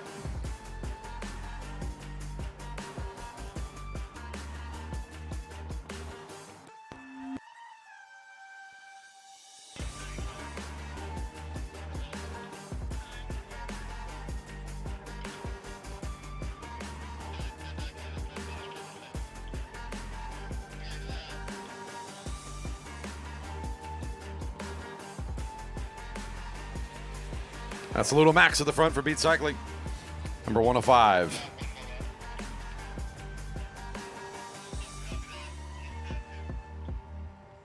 Saw a lot of effort there to bring back the 2 leaders. At first it was a catch of about 4 or 5 riders, but once that group got to about 5 or 6, things started to get a little bit more greedy. Riders kind of not wanting to try to work too hard against each other. That gave the stragglers a chance. We put ourselves mostly back together again. The riders are sitting here on the home straight. The surviving riders, everybody come back together again. Nolan Adams picks up his second dollar there.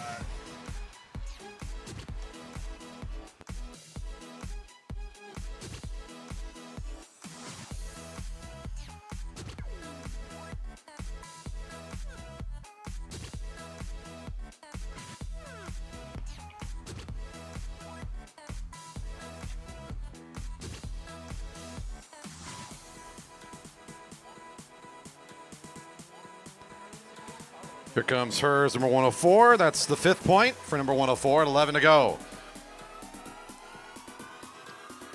Looks like we sort of settled down for now, at least. It's good tempo. The group's still moving along quickly, but not putting down as much pressure on those pedals as we saw a bit ago. It's now sort of more in a consistent paceline effort. Not even a lot of competition for the dollar at the front, as the riders know right now. It's a bit more about calculating the finish.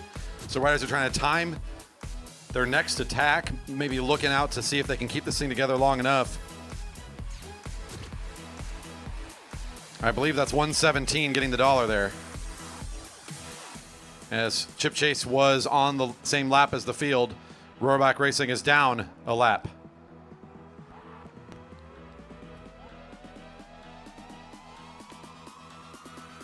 Again, this is the front of the race technically is the field. Rohrbach Racing is still down a lap according to our official records, means that the solo effort is to get back the lap they lost. Here's the front of the race right now coming across the line. Nick Martinez, the first rider across the line for the dollar.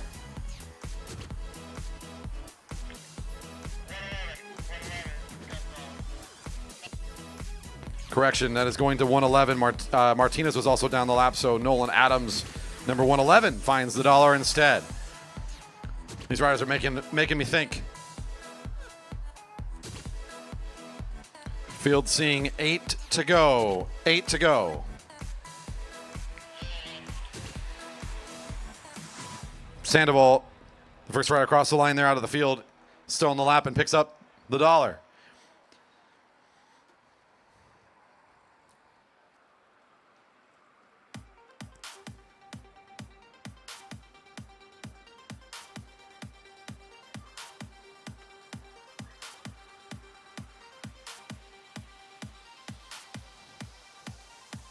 Now 7 to go.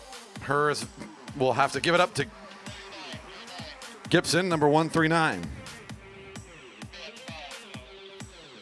That will be his 5th dollar indeed, which I think is the most in the field alongside of hers, the other rider with 5, if I have my count correct. Here goes Carl Hofer, who's been sitting in the field for a little bit here. Hasn't tried to make too much action off the front happen yet. He'll take an effort at it now. Hofer, nice move here for Found Cycling Guild at 6 to go. Picks up the dollar and is now applying some pressure to the rest of the riders here. The athlete's starting to feel it. And that would be his first time picking up any value tonight from his efforts off the front. So, again, not really called his name much. He's been kind of hiding in the midst of the groups and now trying it out for a little bit here, but the field's starting to catch on to his effort.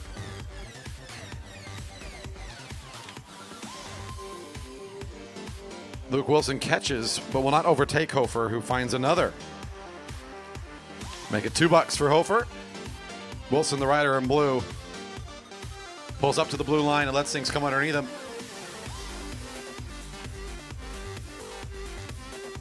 Start to think about positioning and being greedy here, saving your efforts, not being unwise with any sprints at this point. The end of the race so close. These next few dollars not worth it compared to the finish for many of these riders now. So you're going to see a lot of this for, I think, a lap or two here where just a little bit for hers. He says, why not? 104. Says, I can do that. And I'll just sit back in the group and recover. That was easy. That puts hers on top of course, the the dollar totals.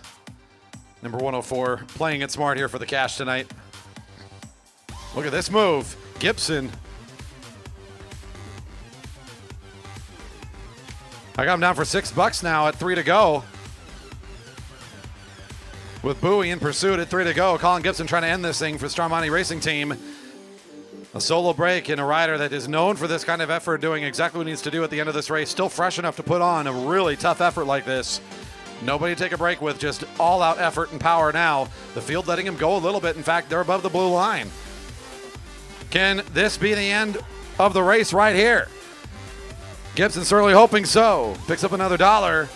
$7, I think, is what I have him at. And now I think has the most of the field. And that's good times for the rider in white at 2 to go. He's welling away. Look out. This might be the winner. Is the field going to let him roll away with this? They're going to have to start responding at some point. A little bit of a move from the group here as we're starting to see Gene Johnson Cycling pick things up. But here comes your race leader right now, getting the ballots 1 to go. Can he win it all out right now? It certainly looks like it. 139 with this incredible solo effort, a 2K individual time trial for the rider in white. He's known for these kinds of efforts. Oh, come on, Bowie. This is too late. No way. Bowie trying to be a rocket out of the field. So explosive. But there's just no way, is there? That's just too far to cover, even for such a speedy rider like Bowie. Gibson, in dominant fashion to end our long scratch, has a great race for Stramonti. Feeling good tonight. Bowie with a great sprint out of the field. No question he'll find second. Such incredible acceleration for the Waterline Racing rider. But Colin Gibson dials in a perfect effort to end his ride here tonight in the long scratch. He just read that perfectly with a great finish. 40 laps of racing excellence there for the Cat 1-2 man, and we got one more to go. The Cat 3 is in our final mass start race of the night. And then finally, we're going to find our champions of the match sprint, the finals for the sprinters, coming up next.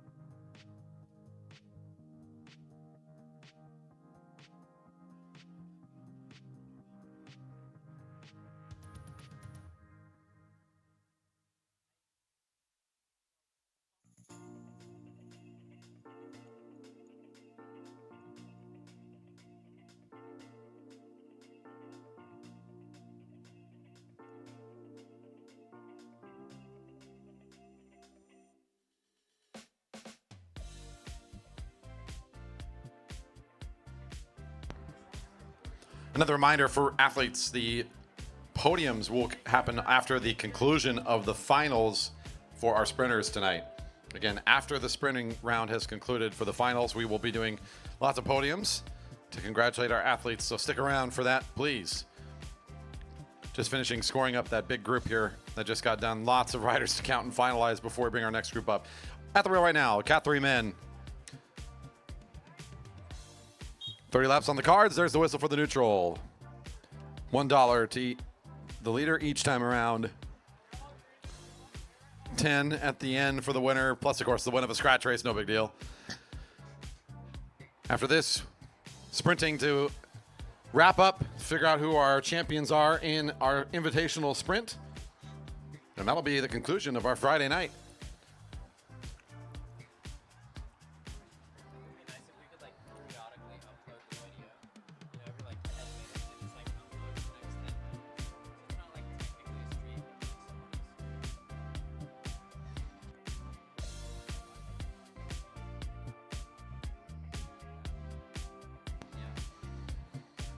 Currently in a neutral, get them started at turn 4. Looks like they're all together.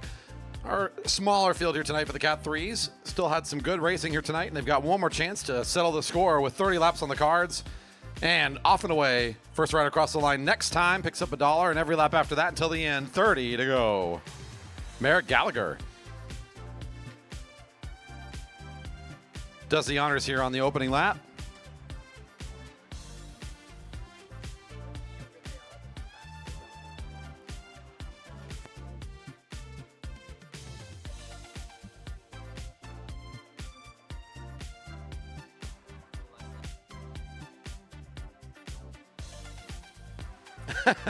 Gallagher does enough to maintain position there for the first $1.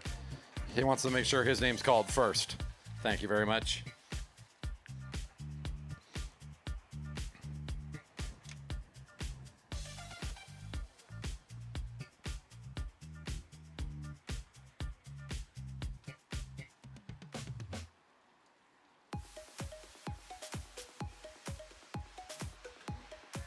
There's another one for Gallagher. Just continuing on this effort on the front. This very quick scratch race. This encourages everybody who shows up to make sure the tempo is fast right away. Already starting to play a bit of a toll here on our field. It's going to start to shrink things down pretty fast as we've lost a few to the quick pace. And here we are now with our slightly downsized group. Oh, again, 3 for 3. We see you.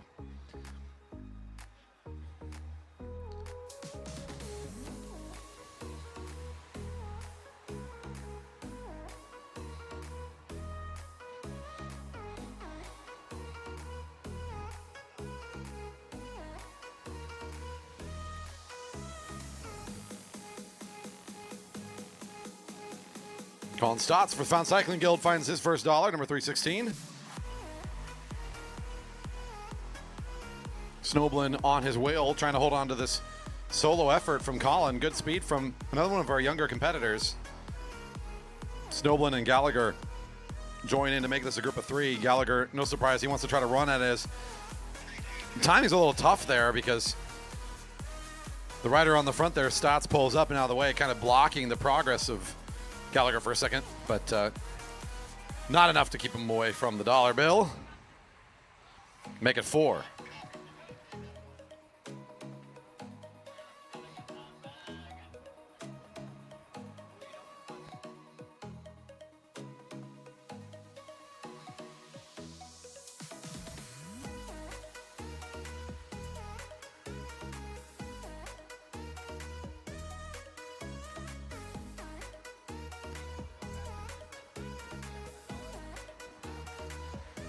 And again, okay, my goodness.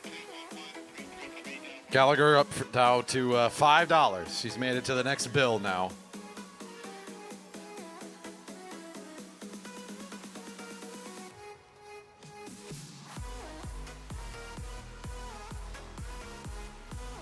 Tomorrow we've got Try the Track going on here. Try the Track classes for adults, noon to 4. 4 classes going on. 5 o'clock start for some evening racing. And of course, Derby Days still hosting some great events for families and all the kids can enjoy. The carnival going on, all the games, the fun, the food, the activities. And we've also got Colin Stotts here tonight, picking up another $1. The rider in the green for Found Cycling Guild. Not to just be excited about tomorrow. We still got stuff going on right now. So hopefully you will enjoy tomorrow as much as we've enjoyed today. And if you make your way back out to the Velodrome, you'll be treated to some more fun racing, and you can be a part of yet another great racing event. That is Gallagher, number 344, with yet another. Make it $6.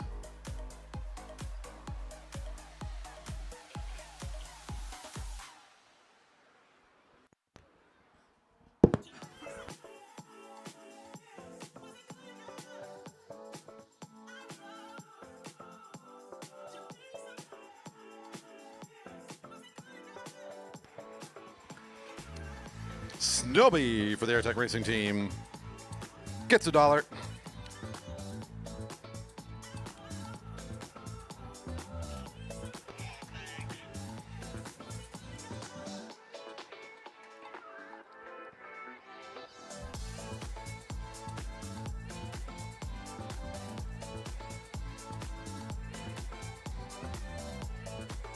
Pryor at the front of this thing right now, trying to hold on for a little longer, but Gallagher still wants to get the cash. He will.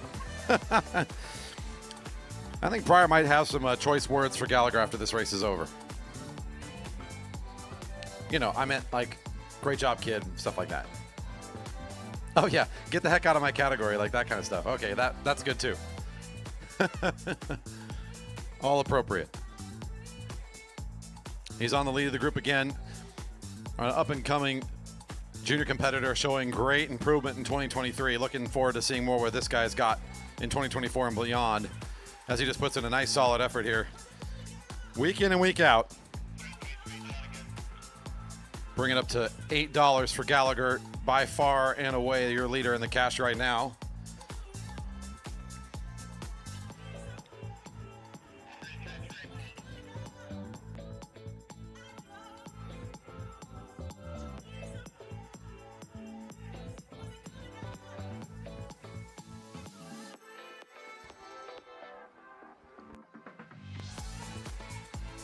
There's Pryor getting the dollar. He's like, finally. He kept looking red, looking for that red helmet. Is he anywhere near here? Okay, no. Finally. Justin Pryor at the front there for Keller Rollback Racing finds a dollar. Podiums happen after the sprints, folks. So if you are anywhere near the top, please be ready. We're going to do a lot of podiums here after the sprinting finals are over. Thank you for sticking around for the conclusion here tonight. Here comes another. Make a 9 for Gallagher.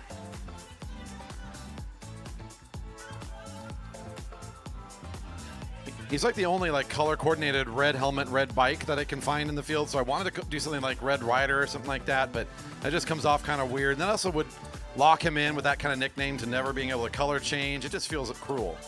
So we got to figure out something else for this, for the young speedster here. Let's see if he gets another. He will. 16 to go. There's Merrick once again at the front. Now sitting at $10 at 16 to go.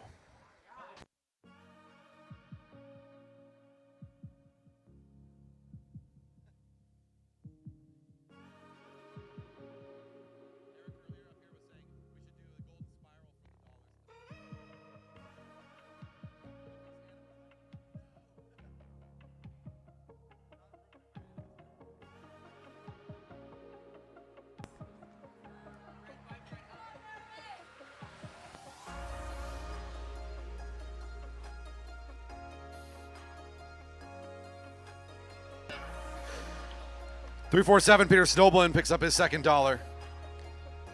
Okay, I hear a suggestion. Y'all ready for this red bike, red helmet? I'm feeling that. That might be good. That's like a call sign. It's like an intro. At 14 to go, Colin with a nice aggressive move here. Stotts, I got down for $3 right now after that effort. Group of 2, then a group of 4 behind him. Going to make up the field a bit pulled apart. Stotts doing a nice job here being opportunistic in the middle of the race. He'll pull up realizing that it might not be his time to get more than just the single dollar.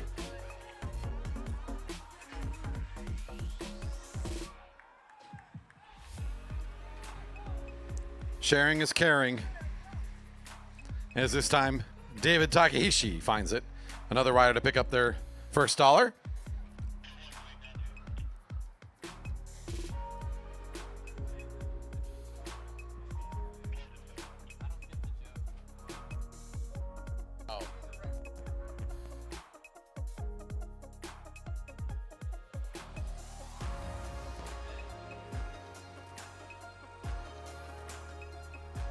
And there comes 322 again. Justin Pryor picks up another buck, make it his second. The nickname for this race is the Race Night Manager's Favorite.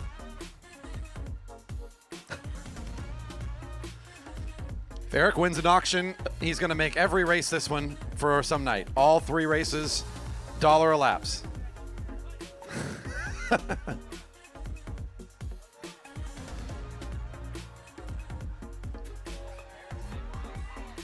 Yeah, it also turns out to be, it must be 344's favorite race right now because there's 11. As he comes across, seeing 11 to go.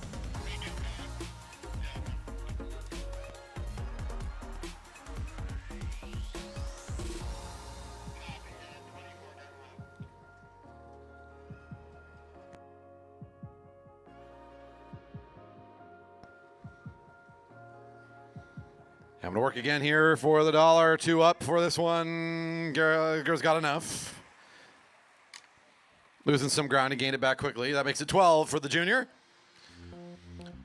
The party's still rolling here, folks, for a little bit longer. Derby Days, Friday night racing, just about over. We've got a few more things to see here tonight, though. The sprints are going to be rounding out after this, and this race is getting close to being wrapped up here. You're going to see the race for 3rd and 4th, the race for 1st and 2nd, so you want to stick around for that. The many-time rematch between Siegel and Carlberg upcoming. Colin again. Nice acceleration at 9 to go. And you can find your way over the beverage garden if you're looking for a little bit of, a little bit of a jaunt in your step, a little dance back in your feet. Postdoc Brewing and Locust Cider's got you taken care of. We have cycling connections to the Locust Ciders family, of course, and then Postdoc Brewing is geographically pretty well positioned us. They're just outside of the park.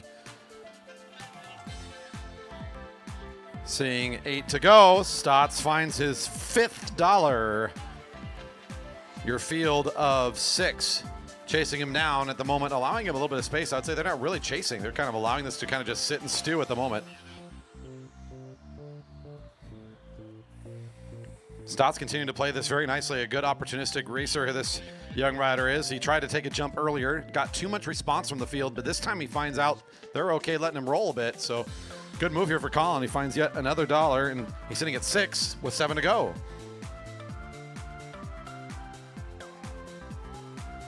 Justin Captis, 368 for Premier Racing, the rider in white, yellow, and green. Hasn't been at the front of the field, I don't think, to find $1 yet, but he's in there now trying to help this field get a bit closer to the solo break that this junior is putting together. Just now coming under the Sandley sign in turn 3. A good solid 5-6 seconds ahead of the field, pursuing back about 80 meters or so behind him. 6 to go. Stotts for his $7th. What a solid end of the race effort for this kid. He seems to have only gotten stronger as the race has gone on here. Still looking pretty solid. This is where the effort gets really difficult, though, as he's going to have to continue to hold pace. You can watch even from over here. Look at the consistency and the spin. It's already started to change a little bit. This is where the effort gets really difficult. No break. Getting over a kilometer of racing on his own. Still driving it. 5 to go. Still on it at $8.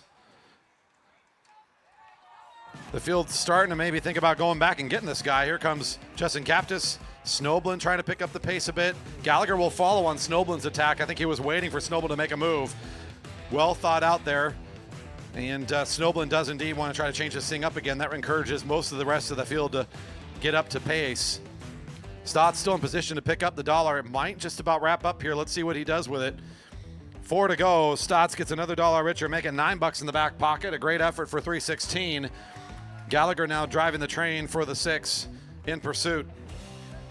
Not quite making contact just yet. They don't need to if they're thinking about the win, although if they leave him out there, Stotts just gets richer, and how can we possibly allow that to happen?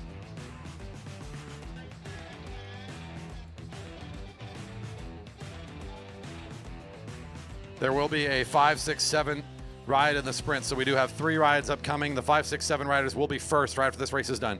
Another lap for Colin Stotts. What a great finish for this rider. Again, I don't think the finish is going to be his to take a win tonight, but still $10 for this great solo athleticism off the front. Still a good showing for the young athlete for Found Cycling Guild. Stotts still in position to pick up another $1, just might as well. Again, he's within striking distance of the sprint of the field. I think those riders are all okay, just trying to go for the fight for the win.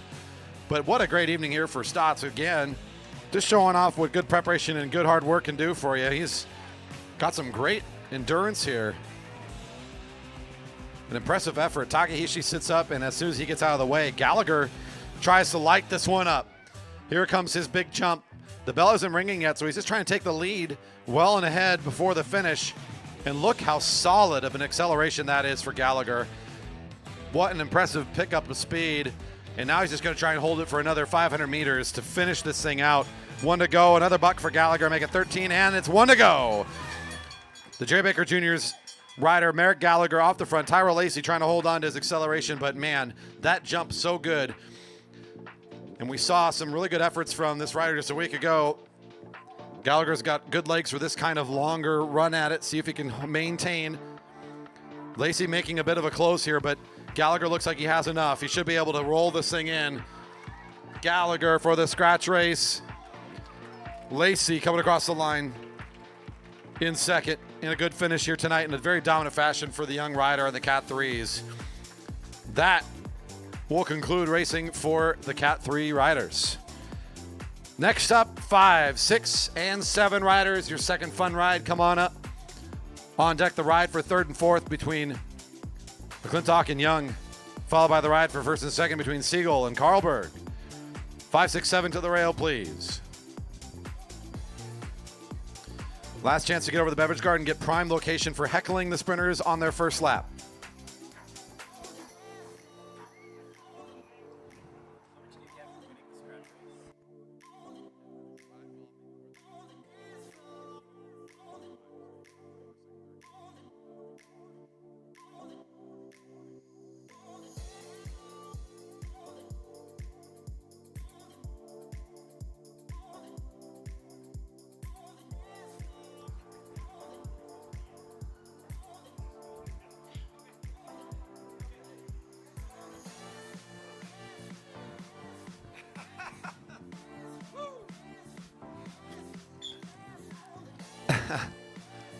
Gotta have a whistle. It's required. And one more fun race here for the 5, 6, 7 riders. They've decided out of good sportsmanship. They lost a rider, did not start in the previous round, which kind of messed up with the seating a bit. So instead of just dropping the thing or doing something kind of weird and getting into the auto wins, they decided to just race against each other one more time for 5th, 6th, and 7th. The winner, though, I believe, of the first time they matched up was Carl Pratis, the rider in yellow and blue. We'll see if he can figure it out again here, as he had a tough ride to figure that out. He managed good positioning, though, and actually finished in the middle between the other two riders. He wasn't in the sprinters lane. He wasn't on the outside. He was sandwiched between the other two. It was Tomko in the sprinters lane, and it was McClintock on the outside, I believe. Getting the one to go. Our just for fun sprint here between Tomko, Pratis, and the Shark now starting to get underway as Tomko's doing some nice dancing maneuvers at the front, trying to see if he's going to take a bite. He'll make a good long run at it coming out of turn 2. He's already up to speed as he was hitting the hill. Nice drive here for Tomko. He's forcing a really big acceleration from the rider in black, and Bike Central catch back on here. Pratis is trying to catch the wheel. Tomko's just trying to win this thing from the front. I think he will. Tomko all the way from turn 2. Great ride for the Center Cycles rider. Manages to hold on comfortably.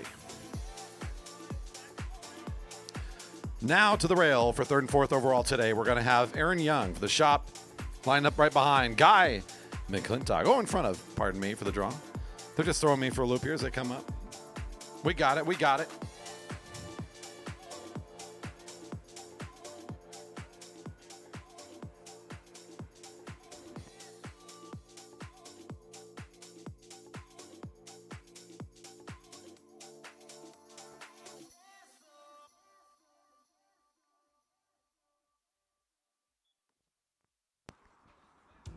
And off we go for the ride for third and fourth. The Flying Gorilla Academy brings up Guy McClintock, the rider in second position, with the proud Maple Leaf there on the back.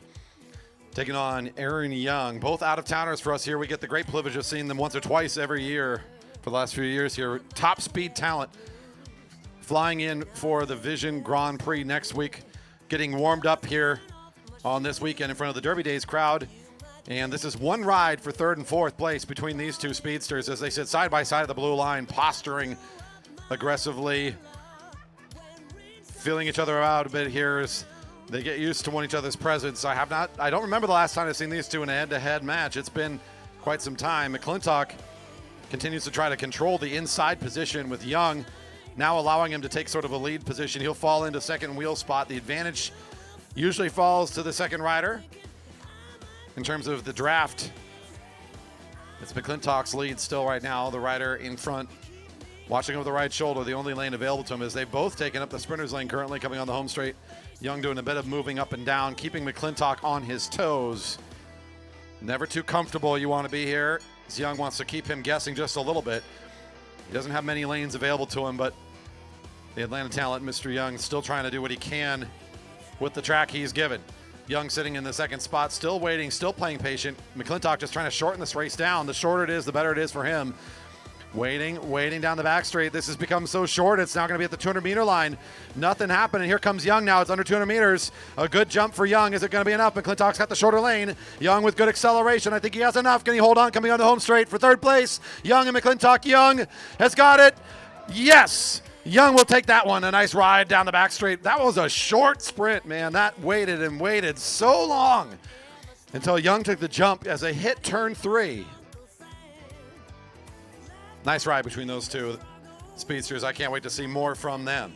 Speaking of some speedsters, here they come. Your top qualifiers, first and second in the qualifying round. They make it here to a completely unfamiliar match. These riders know nothing about each other. Alex Siegel, number 110, lines up in front of Andrew Carlberg, co-fish of the speed right behind him. That's true. Waterline Alex is a totally new Alex. That's right.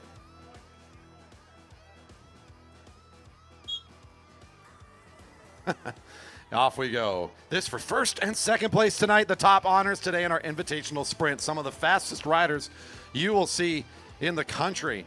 We've got some that flown out from outside of the city here flying in to join us. These two are locals. This is local talent that have set records. They've set championship runs. They've got medals to their name. Most importantly, this is just a long-running ride, kind of a rivalry between these two, as they've been our fastest sprinters in our community for a number of years now, and they've ended up in the top 2 positions more than once before. Carlberg has not only the local record for top speed, but also has certainly taken the fair share, the lion's share of the wins between these two. But Siegel's training, he's looking good here this year. Again, a great qualifying time, only a 1/10 of a second separating the two riders. So I expect a closer outcome today than maybe I've seen in a while.